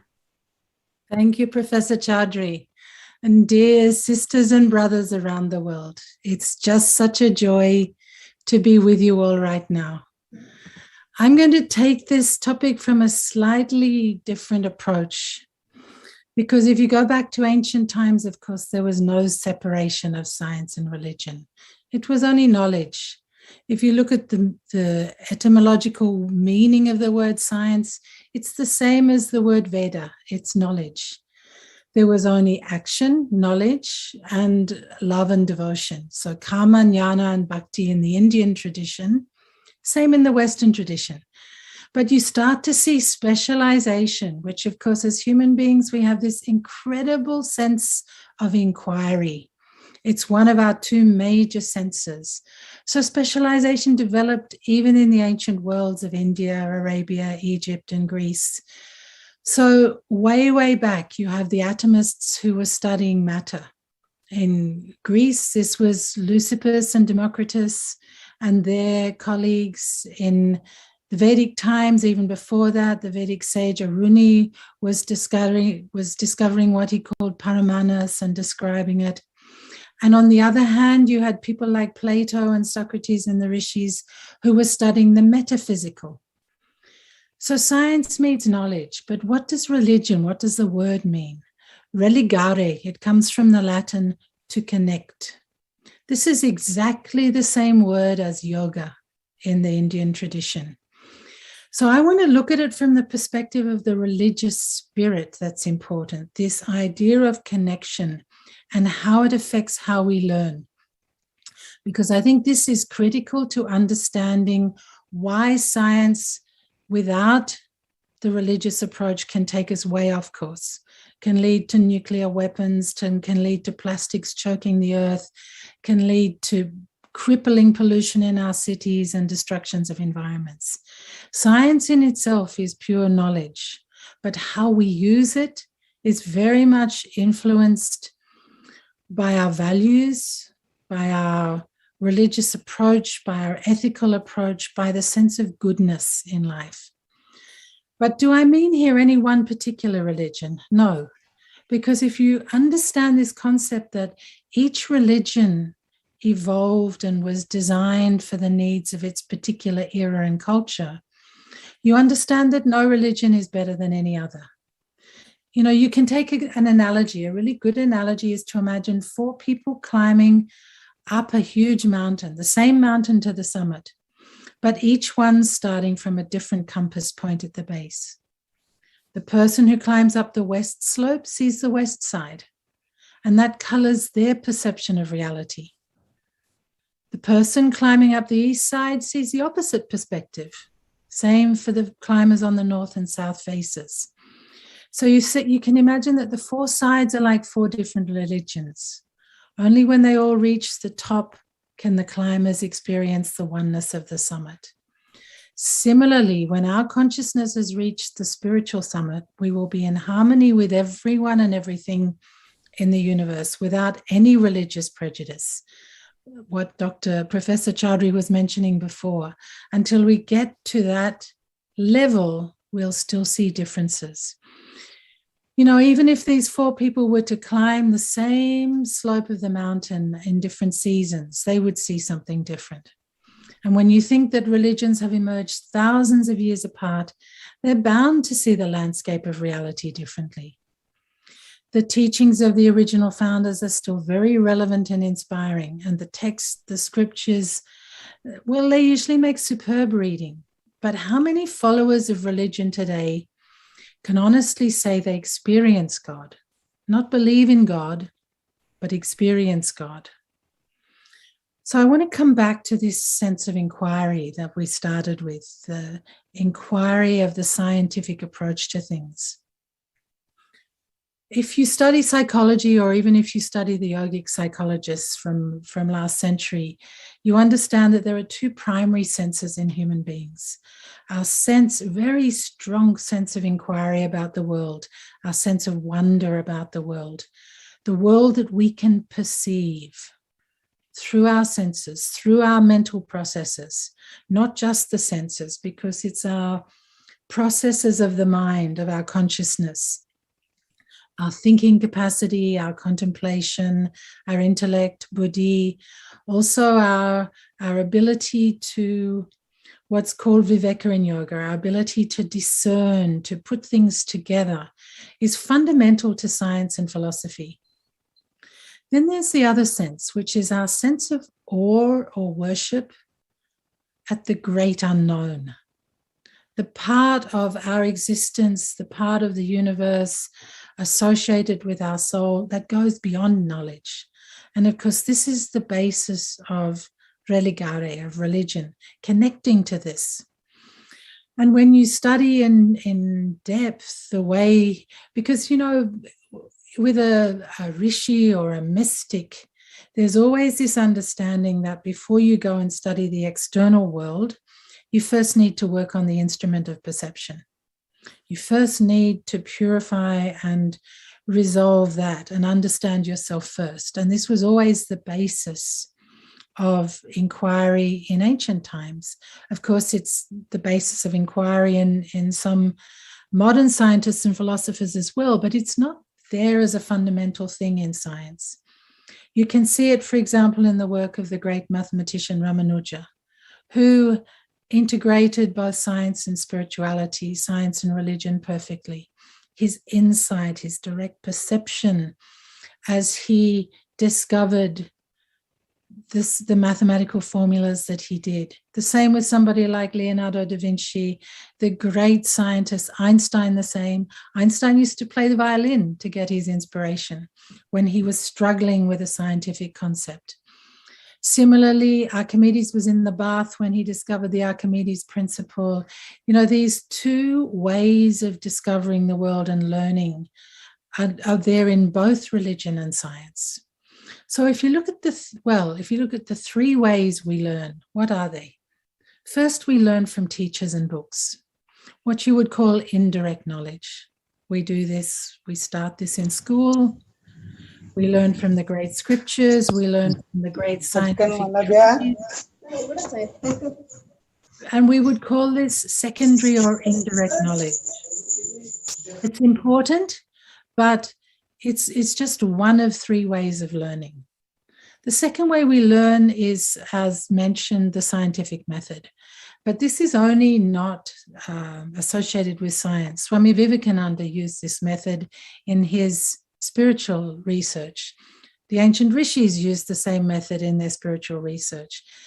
Learning by observation, recording, and inferring. So we observe, we record data, we infer, we create new hypotheses, we test those hypotheses. The process continues on. This method, which is at the heart of Western science, not of the scientists, but of the scientific method, relies on the mind and the senses and their interaction with the world. So its veracity depends on the quality of the mind of the observer. And as I'm sure many of you know, in quantum physics, there's been a lot of work done to show that the observer is a subjective thing and the observer affects the outcome of experiments. The third way we learn, and of course this is the way of the greats, Einstein, Da Vinci, Ramanuja, the rishis, the great scientists, as well as the great mystics, is learning through inspiration via direct perception, without the channel of the analytical mind and the senses. But this is also what small children do to learn. This is learning by osmosis, by resonance, the religare part of religion. Like small children learn from their mothers. You know, a mother doesn't have to say. The child picks up just by being with the mother, in the same way that when you have a teacher in any discipline, If the teacher is good, for example, a violinist, you're learning the violin, the teacher can tell you, put your fingers on the strings this way. But by being with that teacher, watching them, learning from them, it happens automatically. So these are common. These three ways of learning are common to scientists and also the great seekers of God. But the difference is that religion and spirituality takes us into the great unknown. Science deals with just a small band of the spectrum of consciousness, of awareness, just as visible light is a small band in the spectrum of light. And when we integrate these principles of science and religion, this is the field of spirituality. It's the field that I practice as a scientist, as a research scientist, and somebody who's a seeker of truth, a seeker of God. Because here, everything is experienced directly. Both the sense of inquiry and the sense of awe are included. Science has its rightful place, and the religious feeling of unity also has its place. I'd just like to finish by saying this is not the era of us sticking to individual compartmentalized religions from the past or compartmentalizing science and religion. This is our new human era where we can all experience both direct perception, experiential scientific learning, learning from others, because without the ethics and empathetic resonance we gain from the religious approach, science will never be guided by goodness. So really, it's our choice. What will we choose? And I think this parliament, this wonderful forum, is such a superb place for bringing these fields together, cross-fertilizing and allowing this way to go forward for humanity's survival. Thank you very much. Thank you. Thank you so much, ma'am, for sharing your thoughts. You rightly said that science is knowledge, but how we use it, it is influenced by our values and religious approach. Yes, thank you. Thank you so much. For expression of gratitude, now I call Dr. Anjali Sane, Associate Dean, Faculty of Commerce, MIT World Peace University. Over to you, ma'am. Thank you, Professor Chaudhary. Am I audible? Yes, you're audible, ma'am. Thank you. On behalf of Honorable Revered Founder President, Dr. Vishwanath D. Karad sir, Honorable Executive President, Shri Rahul Karad sir, and the entire team of the 7th World Parliament of Science, Religion and Philosophy, and on my own behalf, it is my privilege to express my gratitude to Dr. Elizabeth Denley, Content and Publications, Heartfulness Institute, Editor-in-Chief, Heartfulness Magazine from Sydney, Australia. Madam, a big thank you to you for your efforts towards promoting the noble cause of heartfulness and, of course, for the noble cause of peace. You have enlightened us with the concepts of mind, matter, spirituality, religion, and their connection with science and further to the entire universe. We are all inspired by your great words. Just by listening to you, I would like to quote here a saying which was given by Albert Einstein in his essay, Science and Religion, published way back in 1954. And he says, science without religion is lame. Religion without science is blind. As you rightly put forth, ma'am, science and religion are like two different windows for looking at the world. The two windows look at the same world, but they show us different aspects of that world. Through this World Parliament, we hope that the message of peace reaches to all parts of our universe, and may peace prevail everywhere. I really wish, ma'am, that this world recovers from the terrible pandemic and things go back to normal. And on behalf of the entire team, I extend an invitation to you to visit our campus, to visit the dome which has been created by our Honorable Revered Founder President, Dr. Vishwanath Karad sir. And we look forward to meeting you and welcoming you in person on our campus. I also extend my thanks to the entire technical team for their enormous cooperation in the organization of this event. Thank you. Thank you once again, Dr. Elizabeth. Over to you, Professor Chaudhary. Thank you. Thank you so much, Dr. Anjali. Thank you. Once again, Dr. Elizabeth Dudley, ma'am, thank you so much for being here. I can say very good morning to you because it's already 12 past midnight past in Sydney, Australia. And we still remember your sessions on yogic psychology and evolution of consciousness you delivered to us in the last few months. And we still experienced how you took us to the subtle and subtler levels of consciousness through actual experiential practices. So thank you so much, ma'am, once again. And I really thank you. And really, welcome you again to this, as said by Anjali Saneman, to visit the World Peace Dome here. Thank you so much for being with us. Thank you. I'll be there as soon as I can. Thank you. Thank you. Thank you so much. Now, please allow me to welcome Dr. Kandan Rangaramanujan, Co-Director, Center for Nanomedicine, Arnal Pal's Distinguished Professor of Ophthalmology, Johns Hopkins Hospital, Washington, D.C., USA. His research spans a wide range of nanomaterial applications, including nanomedicine and composites. He has initiated an interdisciplinary transactional research program based on dendrimers with a specific focus on targeted drug delivery for ocular and neurodegenerative diseases such as cerebral palsy and age-related macular degenerations. He is an author of 4 patent and more than 80 peer-reviewed publications. He has won several recognitions, including the National Science Foundation Career and Anirvar Awards, and serves on the editorial boards of Nanomedicine.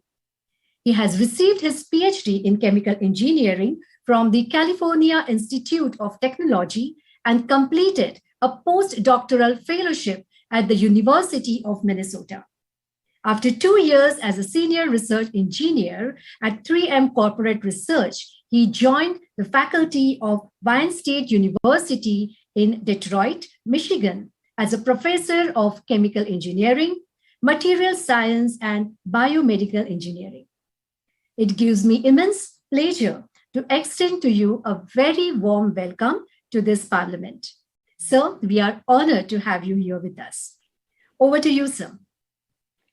Thank you. It's a great pleasure to be here. I want to thank Dr. Karad, Dr. Rahul Karad, the convener, and the organizers, Dr. Samit Kandeparkar, Dr. Prasad Kandarkar, and Dr. Jayant Kandare, and the organizers for welcoming me here. I speak as a material scientist, and I want to try to think about the context of modern material science in the larger good of the society. You see a dome in the virtual background behind me that many think is the embodiment or the birthplace of modern research-based medicine. When I saw the beautiful video of the dome that you have created, I couldn't but think about how that could be the birthplace of integrated inner science, religion, and philosophy, and how you use that to spread happiness throughout the world. I can't wait to see it in person. So today, I want to talk about what is the boundary for modern science and where does inner science start and how we reconcile all of them. We know that oftentimes when religion and science are mentioned together, there is a little bit of, I would say, a Western bent to the whole thing. So we kind of think of both of them in a somewhat rudimentary fashion. We think that science is rational thought, whereas religion sometimes is irrational belief. So I want to speak about what is science as we think about it in the most cases. Most of the times when we think about science, we are thinking about the Western view of what science is. That is actually material science. In fact, material science focuses on the outside world where mass is present. So, for example, we discover medicines that cure the human body. We make you beautiful toys that make you happy for a short period of time. In fact, the object Apple has played an immense role in the Western world. For example, thousands and thousands of years ago, Adam gave an apple to Eve, and all kinds of things happened subsequently. About 500, 600 years ago, an apple fell on Newton, and we actually say that gravity was described. In fact, gravity was described several hundred years before that by Brahmagupta and many people around that time. Now, if you go past like 400 years later, today, Apple, the iPhone, the object, has actually pervaded everybody's mind as though it is a symbol of material consciousness. In fact, Apple has figured out how to program our mind to essentially benefit materially the company itself. I'm really scared that one day Amazon is going to deliver me a package that I was thinking of ordering.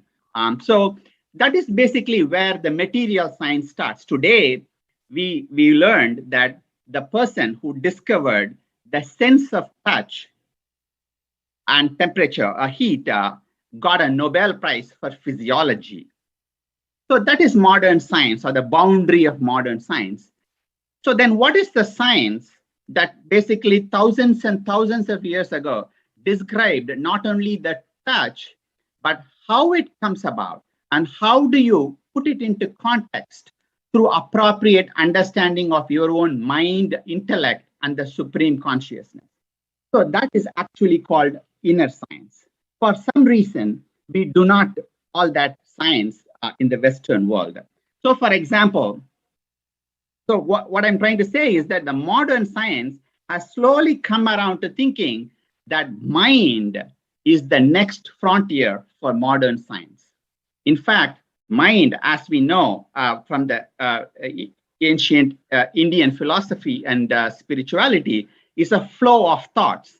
Mind or the thoughts by themselves have no mass, and we can't even describe it appropriately, leave alone manipulate it in a deliberate manner in the modern scientific world. But that is where the inner science from tens of thousands of years ago started. They not only described the consequences of modern, what we consider modern science, but they actually went way beyond that.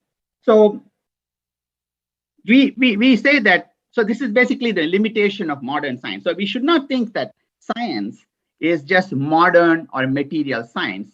In fact, based on thousands and thousands of years of thinking and meditation, the rishis, while we went to the laboratories in modern science, they went to the mountains of Himalayas, or let's say the Middle Eastern deserts, to contemplate, without any funding from governments or private entities or investors, simply using their power of mind, focus, and faith to basically describe in a stunningly beautiful manner what religion is and what is philosophy.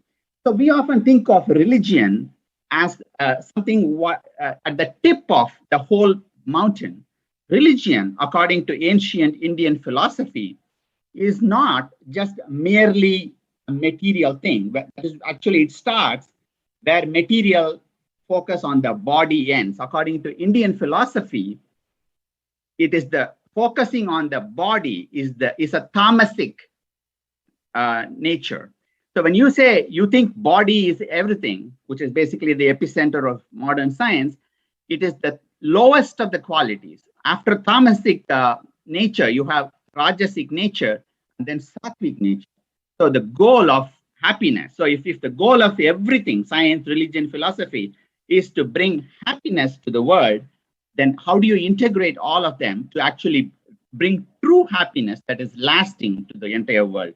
That should be the purpose of it. So religion, according to ancient Indian tradition, is the science, inner science, focusing on our own self, not to try to improve your standard of living, where I get more cars, more money, more fame, more power, but to actually improve our standard of life by teaching us how to interact with the outside world so that no matter what, you are in peace. This is actually the purpose of religion. If you notice, this concept of religion it's actually the science in itself. So this is the birthplace of inner science. So they are not trying to say, oh, blindly do what I tell you, but they are telling you, this is the purpose of religion. This is religion. And then they built the entire philosophical depth underneath that through thousands and thousands of years of research. So the purpose of religion is to improve our standard of life and standard of living, not focused on just simply the material outer, the body, but realize that you are beyond the body, beyond the mind, beyond the intellect. And essentially, you are nothing but supreme consciousness, conditioned by your vasanas, acting through your body, mind, and intellect. This is universal. It is not accessible only to people sitting in Buckingham Palace or Johns Hopkins University, but it is accessible to everybody, and it doesn't cost anything. So in fact, when there is something that brings you true happiness, and it should be applicable to everybody. And what is beautiful is that people had figured this out thousands and thousands of years ago. In fact, I have never heard a person give a lecture on Hindu philosophy where they said, actually, I discovered this through my own research. They basically go back to literature that comes from thousands and thousands of years ago. And we know that it has not been modified of to any kind because it was already perfect to begin with. So I want to conclude and spend the next few minutes by trying to tell you what I think is the role of modern science in inner science and vice versa. Many times I believe that people have said that faith is an important element of life. Many times in my own life as a material scientist, I have been told that today we have hundreds of patents and even some treatments that work pretty well for severe COVID-19 and so on. But when I started to do my research, everybody told me that this is not going to work. So I had to bring my own inner faith in my own modern material science, which is incredibly trivial compared to people did thousands and thousands of years ago with no money given to them, no name attributed to them. We don't even know who they are.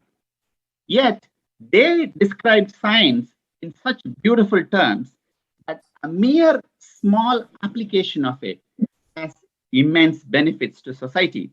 For example, we often think many modern developments, we attribute them to the Western world, but people who understood the philosophy of body, mind, and intellect, and how we are beyond everything, and we are nothing but the supreme consciousness that is embodied by the vasanas and other things, have done very well. We hear about the Gupta dynasty, where they excelled in every way in the material world, and they were highly advanced, and they did it in a sustainable fashion.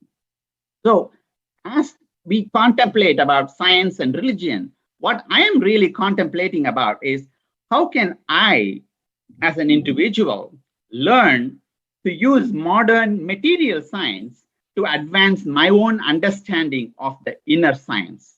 So maybe I could use machine learning or artificial intelligence to understand the inner science better.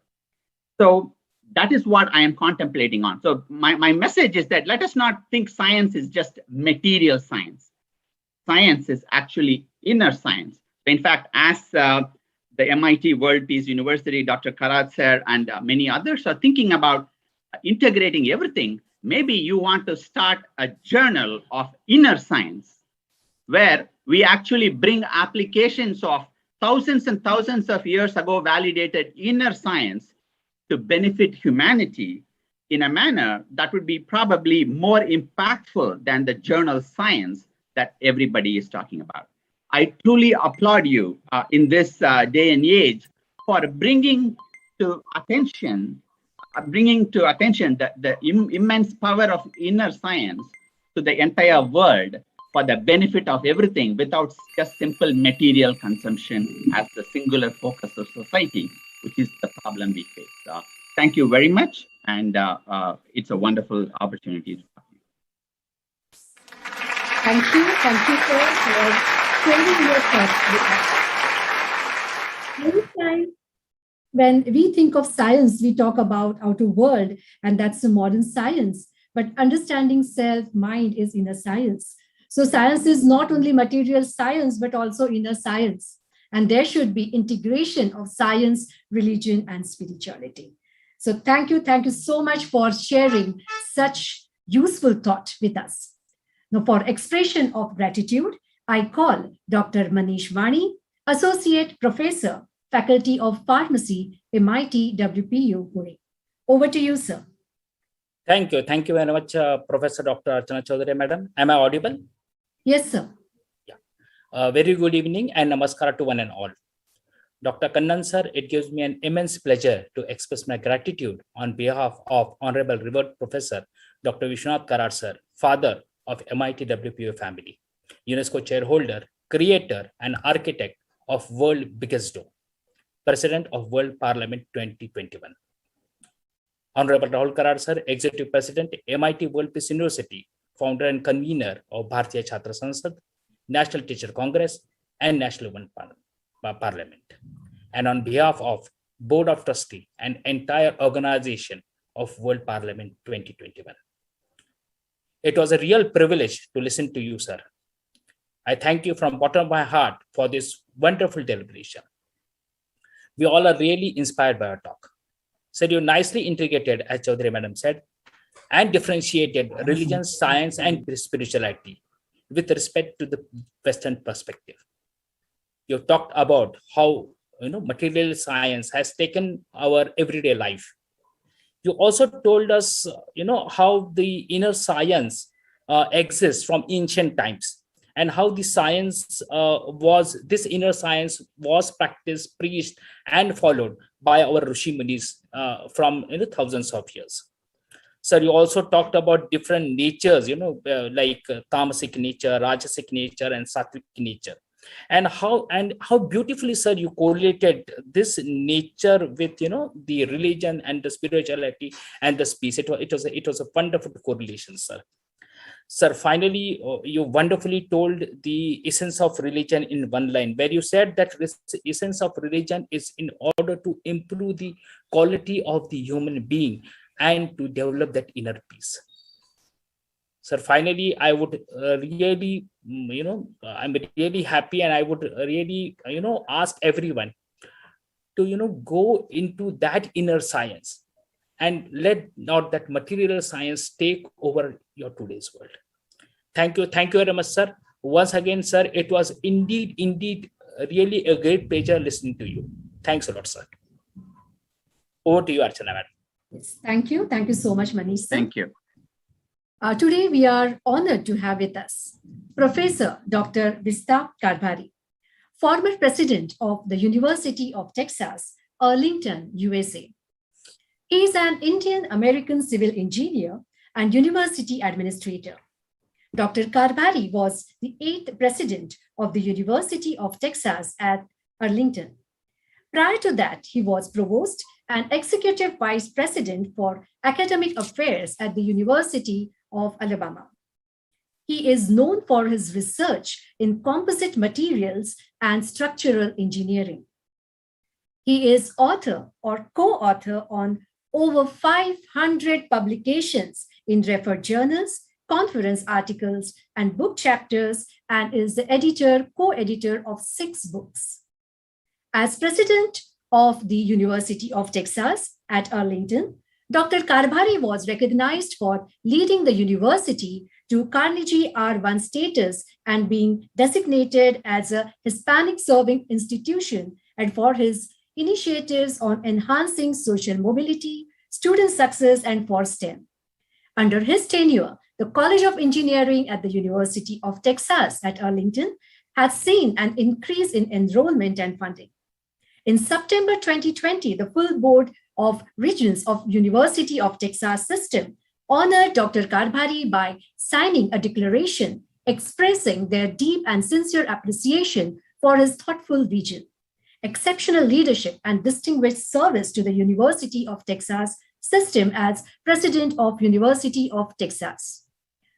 In November 2020, the American Association for the Advancement of Science, one of the world's most respected organizations, selected Vishwashanti Karbhari as a fellow.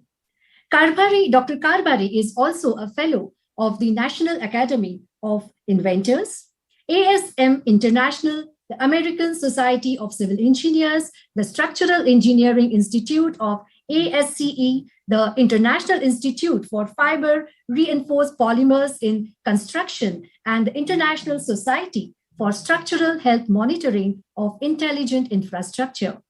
In 2019, he was elected a member of the European Academy of Sciences and Arts. With big round of applause, let us welcome Dr. Vishwashanti Karbhari.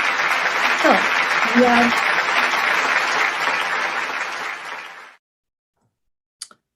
Thank you very much. Very honored to have you here with us, sir.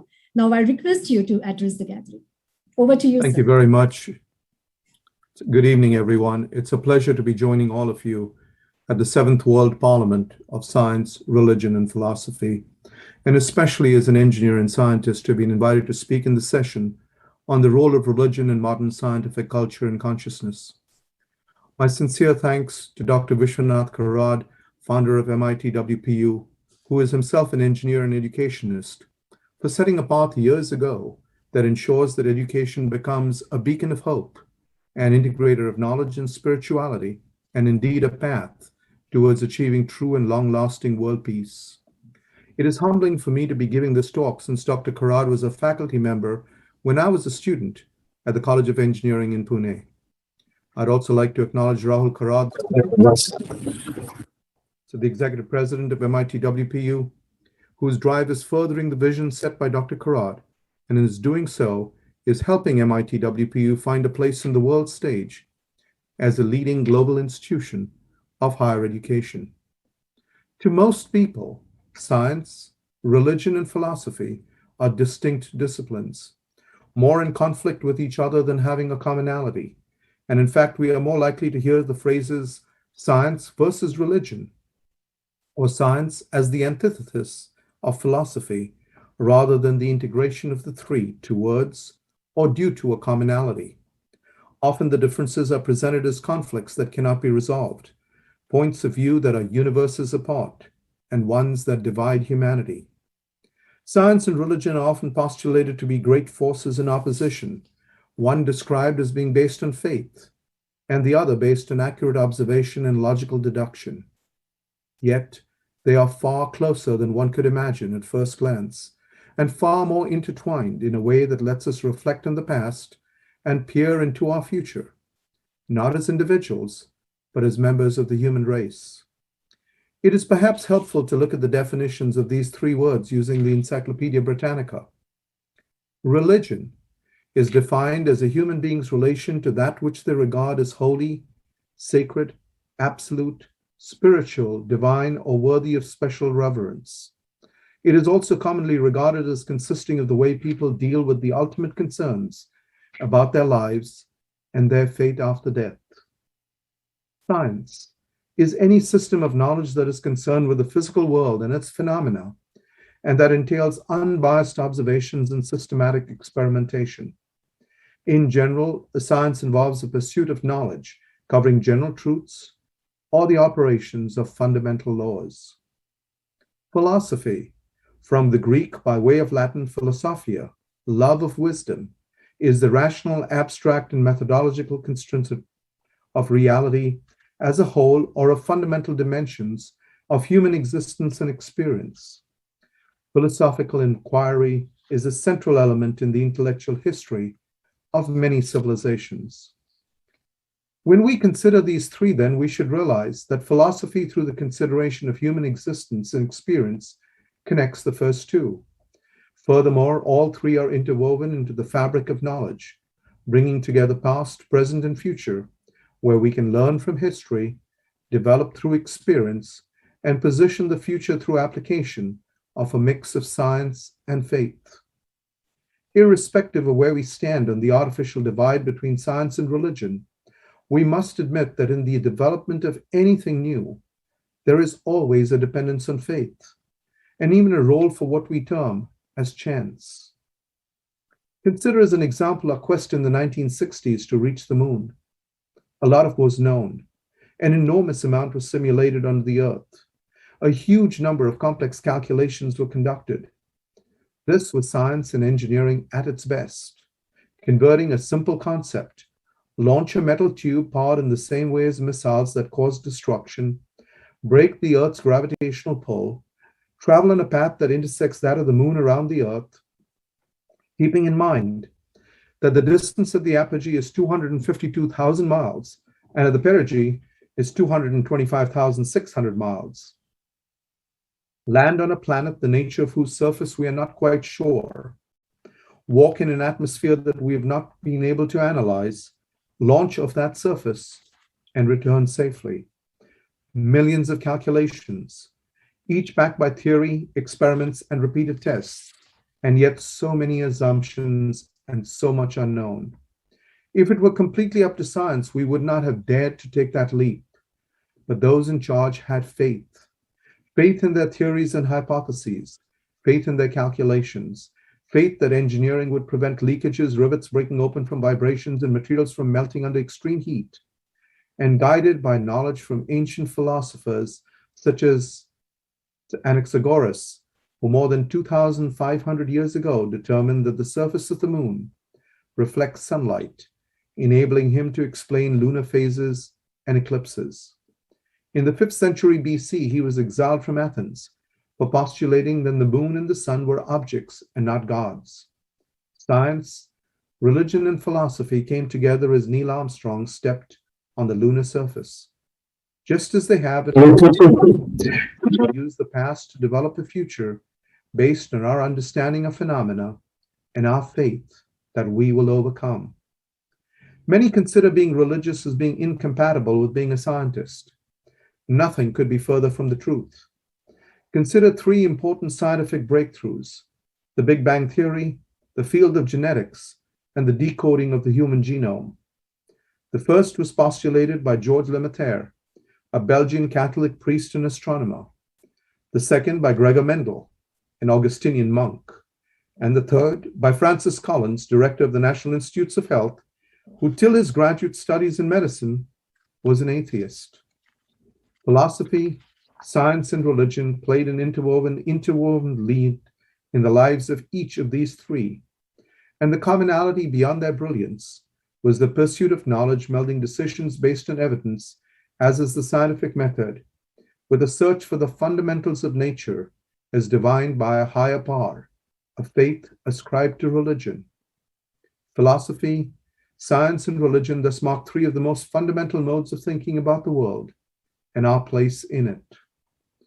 We live in a dynamic and interconnected world, one driven by globalization and the consequent integration and mobility not only of goods and services, but of information, capital, and people. Technological advances have made it possible for people, ideas, and resources to flow seamlessly and swiftly across yesterday's barriers of time and space. When we buy goods and services or seek assistance on the phone or on the web, we are no longer sure if the person with whom we are communicating is in the same town or thousands of miles away in another country. News and information is available in the blink of an eyelid, moving faster than it can be checked, spreading across the globe as never before, ensuring that events can no longer be hidden from the public eye, but also enabling the rapid diffusion of rumors, innuendo, and false reports. As the world becomes smaller, diverse people are pushed closer together, sometimes making them reluctant neighbors, and often fueling resentment, envy, anger, and mutual distrust. Divides, social, cultural, religious, and political have been amplified as the ever-present competition for resources is extended to that of control of ideas and modes of communication. Our world is beset by challenges that know no national boundaries: poverty and hunger, the growing inequities between the rich and the poor, terrorism, water shortages, the irreparable harm done to our oceans and lakes by industrialization and increasing population, the escalating global tensions between development and sustainability, and the rise of diseases that are resistant to the very medical advances that were once considered to be the means to eradicate them and are able to spread from one continent to the other, just as COVID-19. While we have advanced in the use of technology, we have perhaps receded in our development of the human spirit, in our ability to enhance dialogue and understanding between ourselves. Materialism has increased, and with it, there has been a dramatic loss in spirituality and inner peace, as well as in the true engagement of people, an engagement built on mutual respect and faith in the Creator. To address these aspects, there is a need for the development of leadership, young men and women who can think beyond boundaries of place, identity, and norms, who have empathy, trust, and mutual respect for diverse cultures and civilizations, who seek to contribute to a sustainable and more humane world, and do not live in a vacuum, but seize important questions, confront them, and develop solutions, just as the speakers before me have described of their own work. But this will not happen by itself. This will only happen if our educational institutions take the lead in leading not just the precepts of science, philosophy, and religion, but the integration of these towards the building of a learned citizen and a more complete being, one who is grounded in faith, in the acknowledgement of morality and a higher code, yet driven by rational thought and the scientific method, and guided by the past while looking to a better future.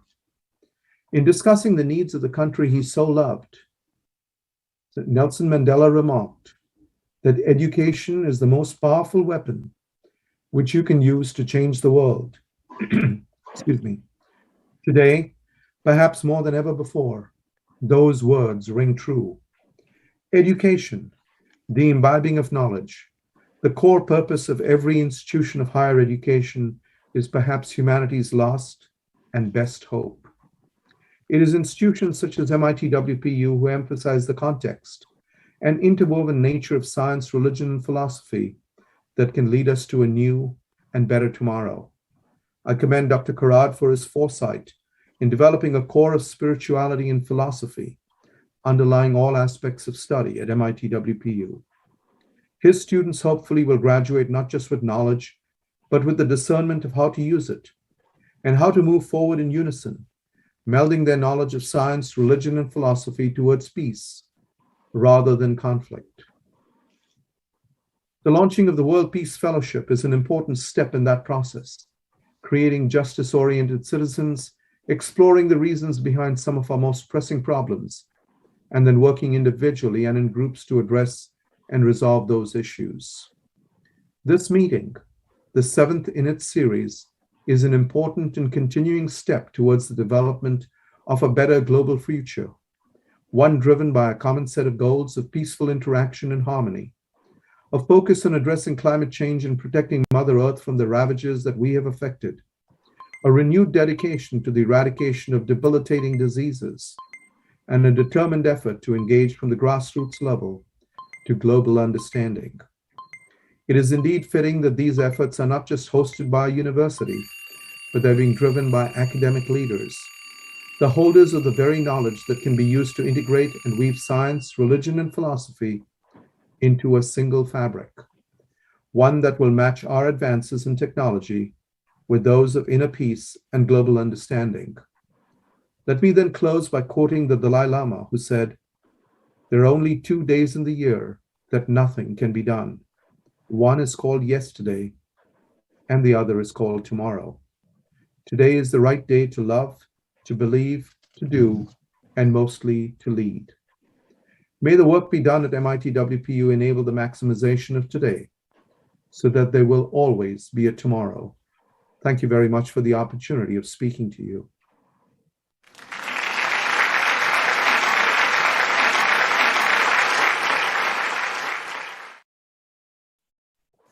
Thank you. Thank you so much, sir, for enlightening us on the topic. You explained the concept of religion, science, and philosophy very well in the simple language with a lot of examples. Pranam. Thank you. Thank you so much once again, sir. Pranam. Thank you. For expression of gratitude, I now invite Professor Srinivas Subbarao Pashumarthy, Dean and Director, MIT World Peace University. Over to you, sir. Thank you, ma'am. Namaskar and good evening to all. On behalf of the UNESCO Chair Professor, Revered Dr. Vishwanath Karad sir, and our innovative and dynamic Executive President of MIT World Peace University, Sri Rahul V. Karad sir, and on behalf of the entire team of 7th World Parliament of Science, Religion and Philosophy, and on behalf of me, I express my sincere thanks for gracing the occasion.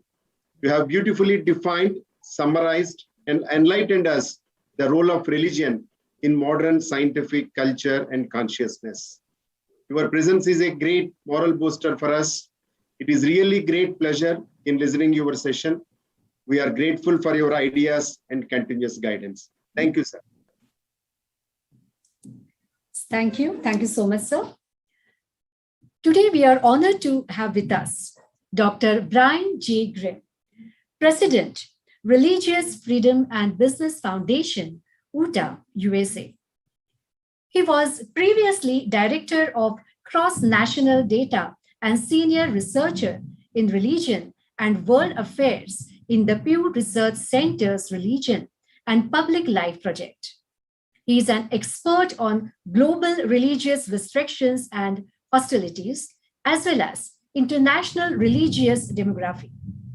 He is an affiliated scholar at Boston University's Institute on Culture, Religion, and World Affairs and Georgetown University's Religious Freedom Project. He holds a doctorate in sociology from the Pennsylvania State University and is co-author of the Prize of Freedom Denied and the World's Religions in Figures. Sir, very, very warm welcome to you. We are privileged to have you here with us. Now, I request you to share your thoughts on the topic. Over to you, sir. Sorry. Thank you very much. It's an honor to be with you.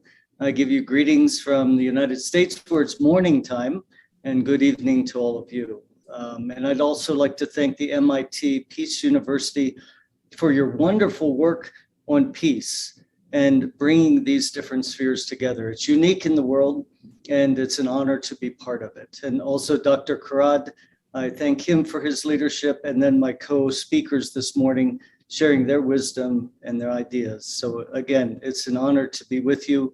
Thank you. So this morning, I'm going to talk about the practice, not the theory, but the practice of connecting religion, science, and philosophy. And I'm going to use the example of some of the biggest and best technology companies in the world and how they are bringing these concepts together.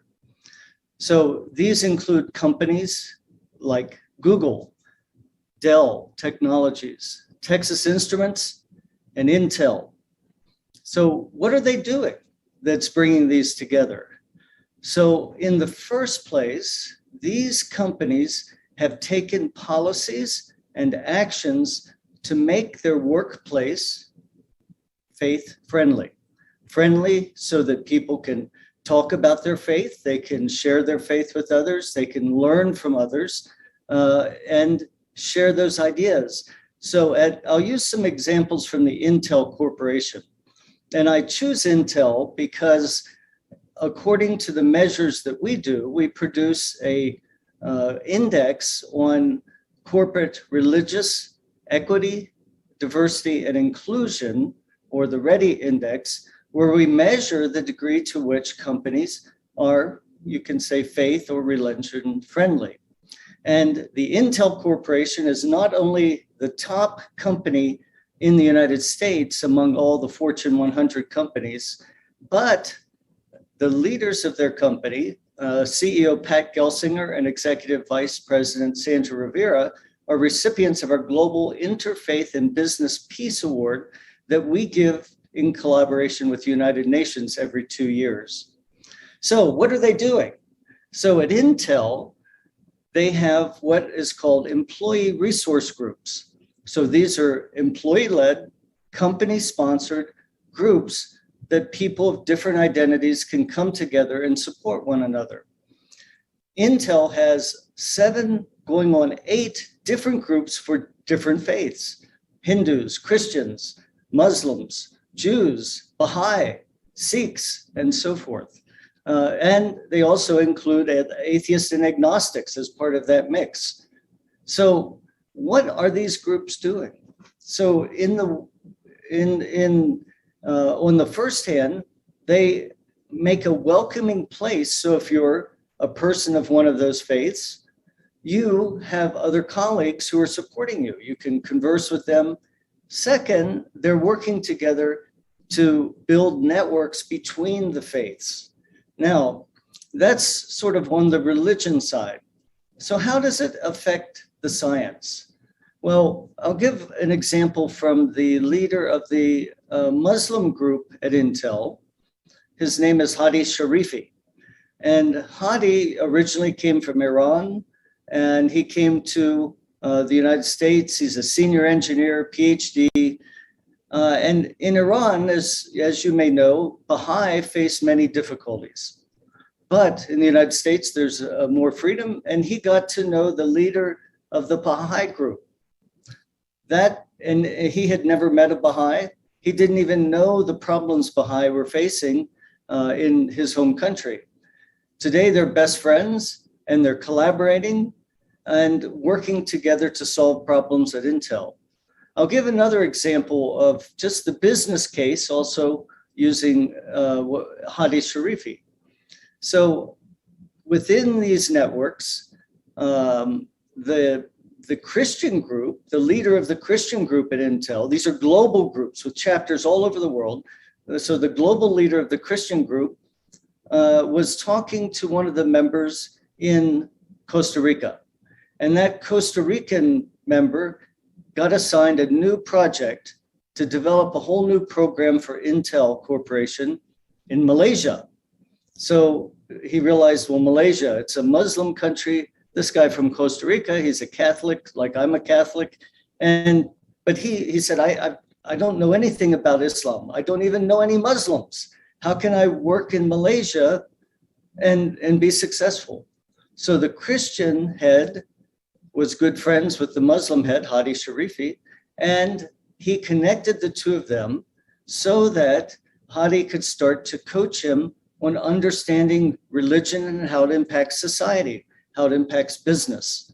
So right there, you could have had a whole scientific and technical program fail because of a lack of religious understanding, but because Intel opens the workplace to let people of faith express themselves and bring, as Hadi Sharifi says, your whole soul to work, then these kind of problems that you're working on in a business or scientific realm find solutions because we work together.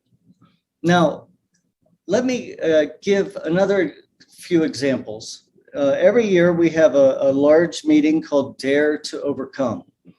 And at Dare to Overcome, we build allyship between different faiths among people in business, and we have a special concern for people with disabilities. So we also reach out and network around that. This year, our keynote speaker was from Microsoft, and he was the head of AI, artificial intelligence, and SITE. So he was in charge of all of the Microsoft AI projects that will help with any kind of visual aspects.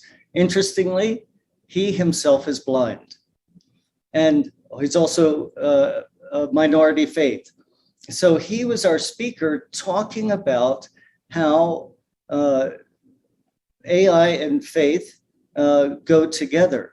And his conversationalist was a Christian theologian from Scotland who has written a book on the theology of technology.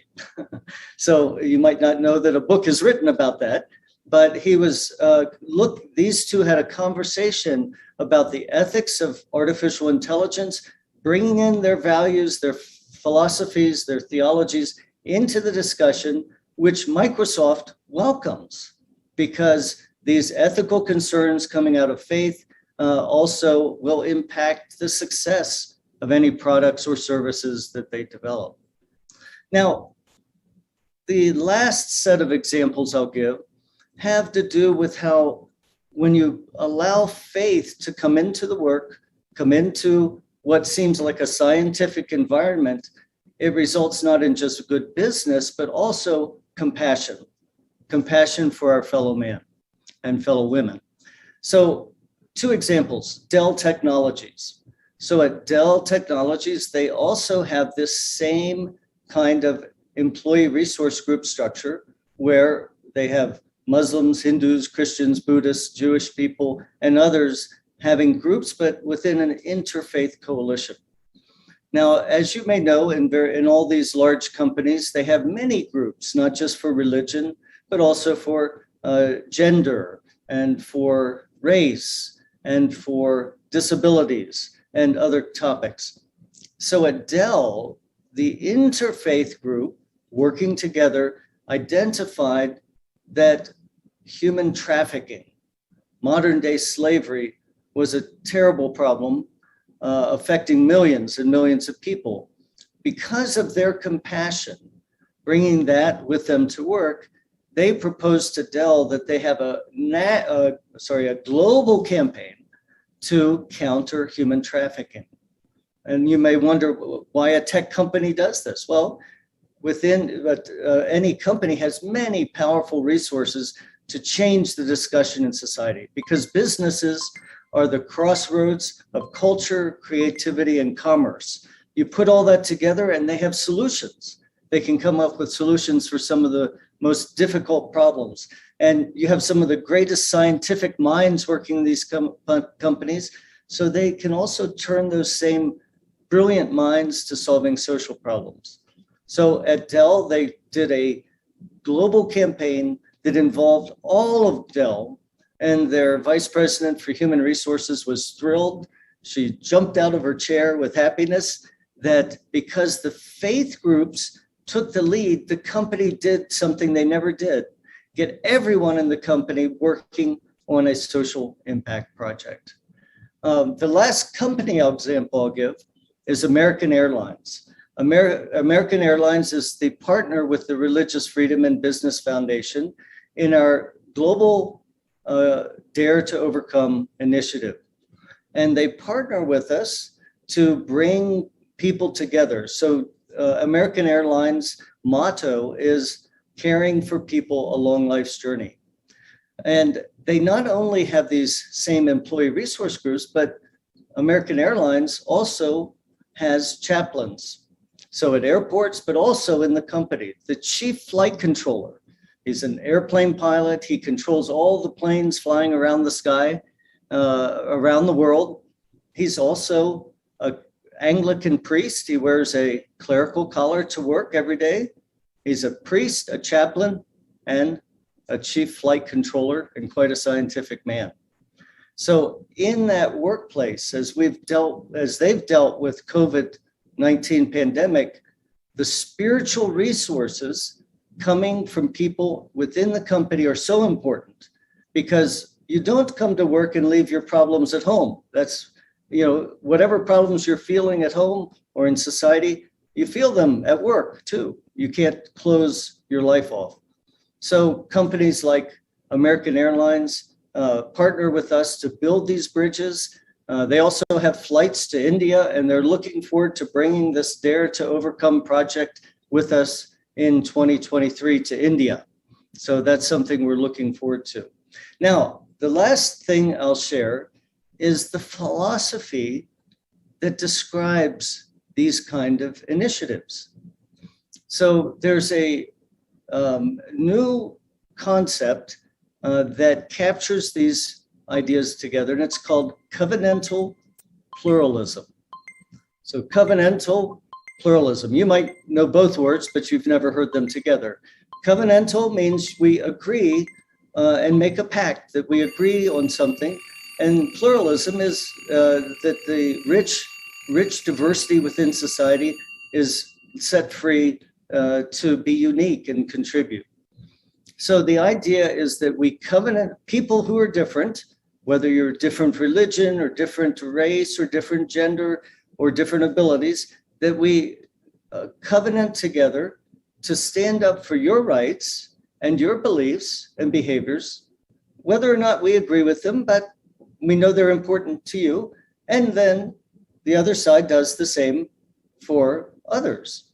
So we stand up for each other's rights to believe and behave according to our values and our faith and our inspiration.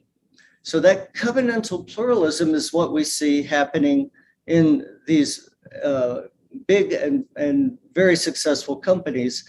And so that philosophy in itself has much work. And I'll just conclude.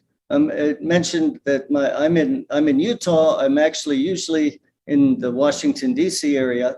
And we're working with one of the United States' best business schools, the Marriott School of Business at BYU, to implement these philosophies into the curriculum for students and then help share them in the business and technology worlds.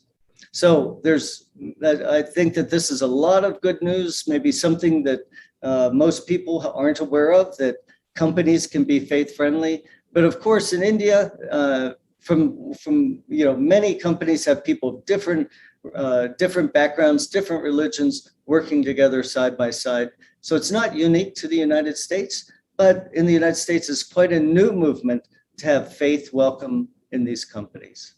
So again, thank you for the opportunity to share, and I look forward to the ongoing discussion.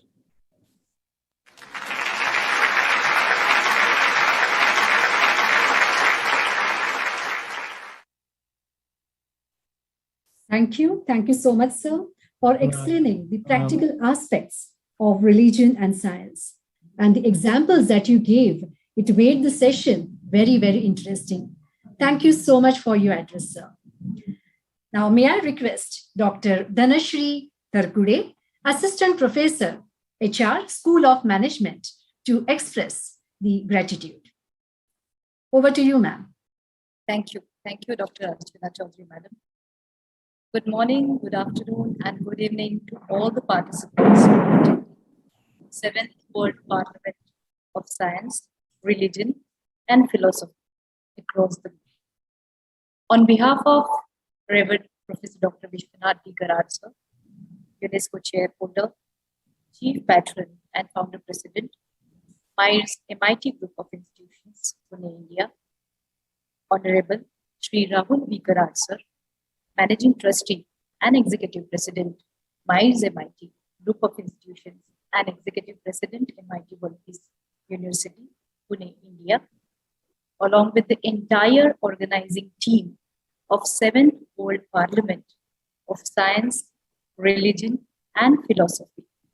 I, Dr. Dhanashri Tarkude, take immense pleasure to express our gratitude to Honorable Dr. Brian J. Crane, President, Religious Freedom and Business Foundation, Utah, USA, on the occasion of 4th day of 7th World Parliament of Science, Religion, and Philosophy, under the session 5, having theme, the role of religion in modern scientific culture and consciousness. What a good fortune that we have got a chance to listen to Honorable Dr. Brian J. Crane, who firmly believes that faith and business build a better world. Sir, you spoke about practice of connecting religion, science, and philosophy, and shared various industry examples, such as Google, Intel, Microsoft, Dell, American Airlines. You shared facts and business examples about AI and faith, human trafficking, which was very interesting. We are truly thankful to you for your words of wisdom. Thank you for enlightening us with the concept of covenantal pluralism. Truly a great insight. Once again, on behalf of Reverend Professor Dr. Vishwashanti Karad sir, Honorable Shri Rahul B. Karad sir, along with the entire organizing team of 7th World Parliament of Science, Religion and Philosophy, I wish to express our gratitude for these informative deliberations and enriching us today. Thank you so very much, sir. With this, I hand over the session to the anchor, Dr. Archana Chaudhary. Over to you, madam. Thank you. Thank you, Dr. Dhanashree. The next eminent speaker that we have today with us is Mr. Ashok Joshi, founder, Microlin LLC, Salt Lake City, USA. About 2 decades ago, internationally acclaimed scientist Dr. Joshi told himself, "Giving back will give me the biggest happiness." He started in India at first, funding a mobile library that relied on people with bicycles to rotate books weekly between 21 schools in rural villages. From there, he began building and expanding schools, including one in Vai that serves mentally challenged children. He has funded trips for students in Salt Lake City to India to help out in schools and villages, including with women for whom he helped start small businesses with microloans. Dr. Ashok Joshi returned to USA in the year 1984 and took a job of an engineer in Ceramatic Inc. He progressed rapidly, and in the year 1996, he was CEO of that company. When the company was in trouble, he was confident enough to save the company. He saved the company and became owner of that company. Hats off to you, sir. He has received many awards and honors. To name few, he is well-recognized innovator and high technology entrepreneur. He is an inventor of more than 130 issued US patents and has over 40 pending US patents. He has received Maxwell Foundation Lifetime Achievement Award, Utah Genius Award for recognition of creative people behind Utah economy, Industrial Research Institute Achievement Award for exceptional work as an entrepreneur, scientist, India's National Small Business Entrepreneur Award by the President of India, Honorable Jail Singh. Sir, we are privileged to have you here today with us. I now request you to address the gathering. Over to you, sir.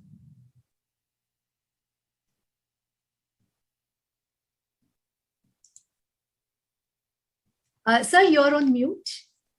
Yes. Can you hear me? Yes, sir.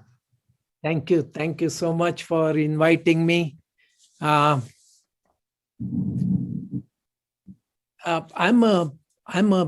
you mentioned, I'm an entrepreneur, scientist, and a small businessman. So I really going to talk about a really practical matter. Dr. Brian Grimm started taking you to practice. I'm going to take you further a little bit. But before I do that, I would like to thank Vishwanathji Karad. I would like to thank Rahul Karad,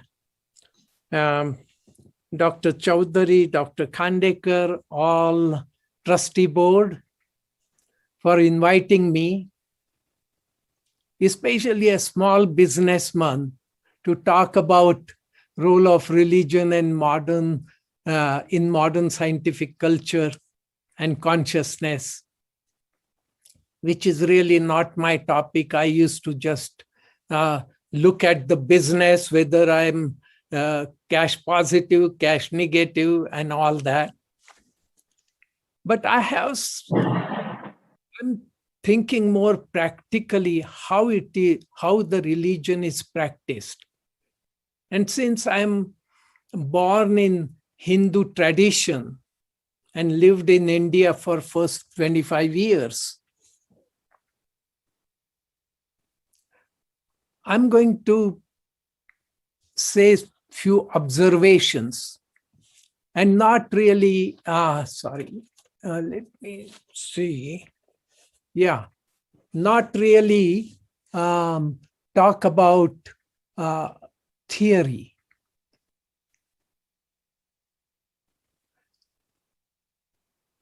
What is religion and what is science?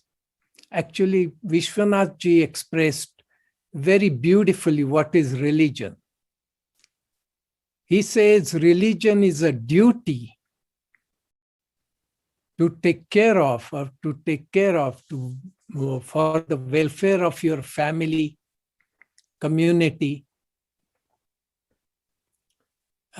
nation, and the whole world.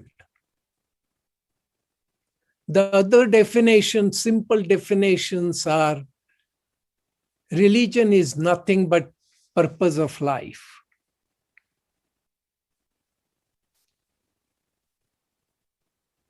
And then the science, the essence of science is to create knowledge. And then the utilization of that knowledge for taking care of the human lives. Develop technology, develop innovations, and so on and so on. But I find when I look at India, especially when I go to India, and all religions have this, there are two components of religions that I find. One is rituals, and the second one is spirituals. And I'm concerned about the rituals. Because rituals tend to create division among certain religions. They create anger, fear, greed, blind faiths, and most important, noise. They create noise. Huge noise. So let's look at that noise factor. When it is zero noise, it's called silence. Decibels is equal to 0. That is science. Silence. You take silence and divide it by 2. What do you get? Silence. You divide it by billion times. What do you get? Silence. So silence is infinite. In Hindi, we say Ananta, which is God. Entropy becomes 0 at silence. Complete silence. We even say that in our everyday, world prayer was said here, Om Shanti, Shanti, Shanti. I actually couldn't count how many Shanti words were there. We say peace, Shanti, silence. But whenever I go to India, on any Indian festival, and this is self-critique, because I love India.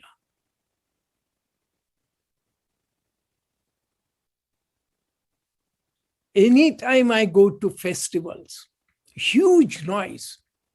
Just now Ganesh Chaturthi happened. I'm sure there was huge noise. Navratri, huge noise. Diwali, huge noise.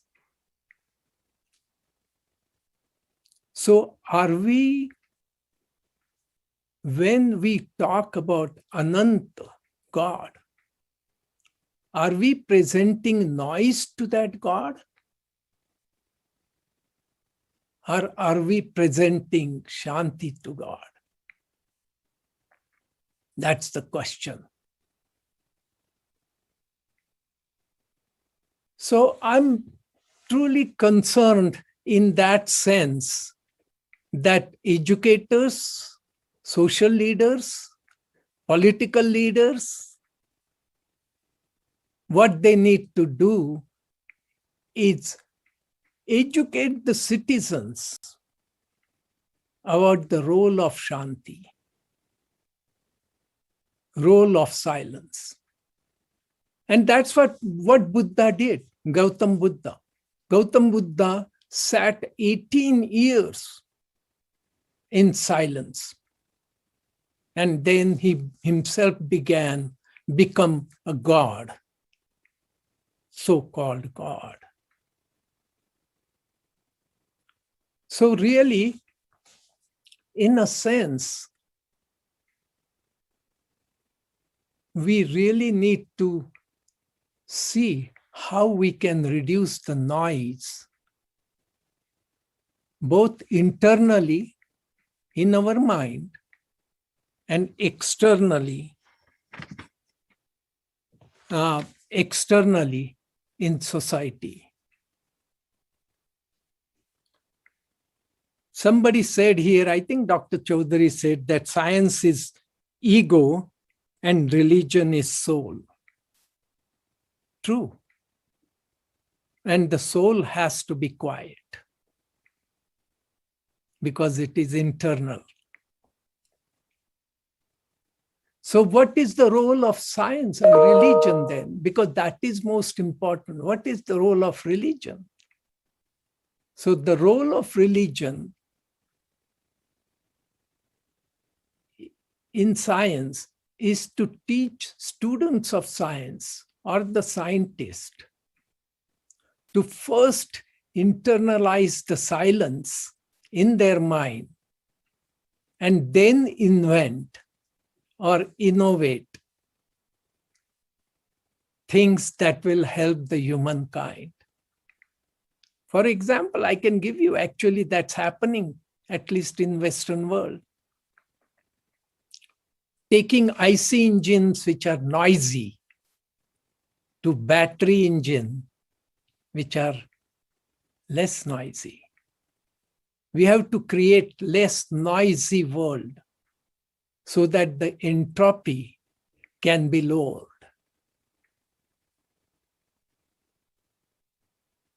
You know, when 50, 60 years ago almost, I used to love one song, Hindi song, and I apologize for non-Hindi speaking audience here. There was a song called Dil Ek Mandir Hai. So I modified that song a little bit. I say, Dil Ek Mandir Hai, शांति का शास्त्र का संशोधन होता है जिसमें शांति का स्वरूप दिखता है, दिल एक मंदिर है. Oh, thank you so much for allowing me to speak. Bye.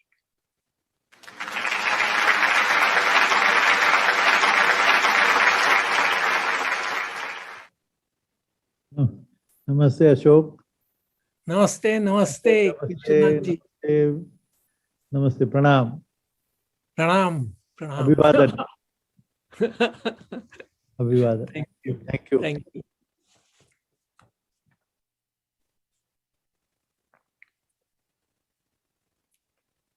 आप म्यूट पे हो अर्चना जी, आप म्यूट पे हो. अर्चना जी, you are on mute. It's okay. Thank you. Yes, I'm so sorry. So, sir, thank you so much for the words of wisdom. You explained Shanti and noise in very, very interesting manner. It is really very important to teach the mankind the role of Shanti. And you rightly said how to reduce noise both internally and externally. I mean, the society, internally in our own mind and externally in society. So thank you so much once again, sir. For expression of gratitude, I now call Professor Dr. Milind Patre, Associate Dean, Peace Studies, MIT WPU, Pune. Over to you, sir. Thank you so much, Dr. Archana Chaudhary ji. Ashok Joshi साहब, thank you so much. आपने हिंदी में एक शायरी की, आपको dedicate करता हूँ हिंदी में ही आज का ये स्टैंजा, क्योंकि आपने साइलेंस की बात की. So I just say कि मुंह की बात सुने हर कोई, दिल के दर्द को जाने कौन, आवाजों की बाजा रोबे, खामोशी पहचाने कौन. सचमुच सर आपने हमें आज जगह दिया. सब आवाजों का बाजार है और इसमें जब तक हम silence, till we don't achieve and really aspire for silence, no amount of peace is possible, sir, because silence is the language of God and God listens only in silence. Thank you so much, sir, for this absolutely astounding piece of, I think I can say that what you said is the crowning of the entire Seventh World Parliament of Science, Religion, Philosophy, because silence is what connects us to God, to soul, to consciousness, to all that there is. Thank you so much, sir, for being with us. Thank you so much. Thank you. Thank you so much, Patre sir. The next renowned speaker that we have today is Condon Smith Hansen, lecturer of religious studies at the University of Arizona, United States. Condon R. Smith Hansen holds degree in both history and religious studies from Northern Arizona University and is completing a degree from Arizona State University in MEd and Instructional Design and Technology. While specializing in American religion, Dr. Smith has proficiency in teaching university courses in world religions, religious violence and terrorism, religion and film, pop culture, and religion and Christianity. In 2018, he helped create a religious studies minor for Arizona Online at the University of Arizona, where he has created and regularly teaches half a dozen courses. Smith regularly teaches both in-person and online courses, all of which are Quality Matters certified. Dr. Smith Hansen's major publications includes Frontier Religion, Mormons and America, 1857-1907 from the University of Utah Press. The book won Best First Book Award from the Mormon History Association in June 2020. His co-edited volume with Michael Herold was published by the University of Colorado Press, Utah State University in June 2021, titled The Reed Smoot Hearings, Investigations of a Mormon Senator and the Making of an American Religion. Sir, we are honored to have you here with us. I request you to address the gathering. Over to you, sir. Thank you. It is a pleasure to be here at the Seventh World Parliament of Religion, Science, and Philosophy. And thank you very much to all the leaders and organizers and to inviting me and helping me feel welcome to this. It's truly an honor to be part of this. My focus is really going to be on the Parliament of Religion in 1893 and also focusing on the aspect of listening and unintended consequence. In the United States, the beginning of the scientific study of religion and even the secular were based within specifically religious principles of Protestant Christianity.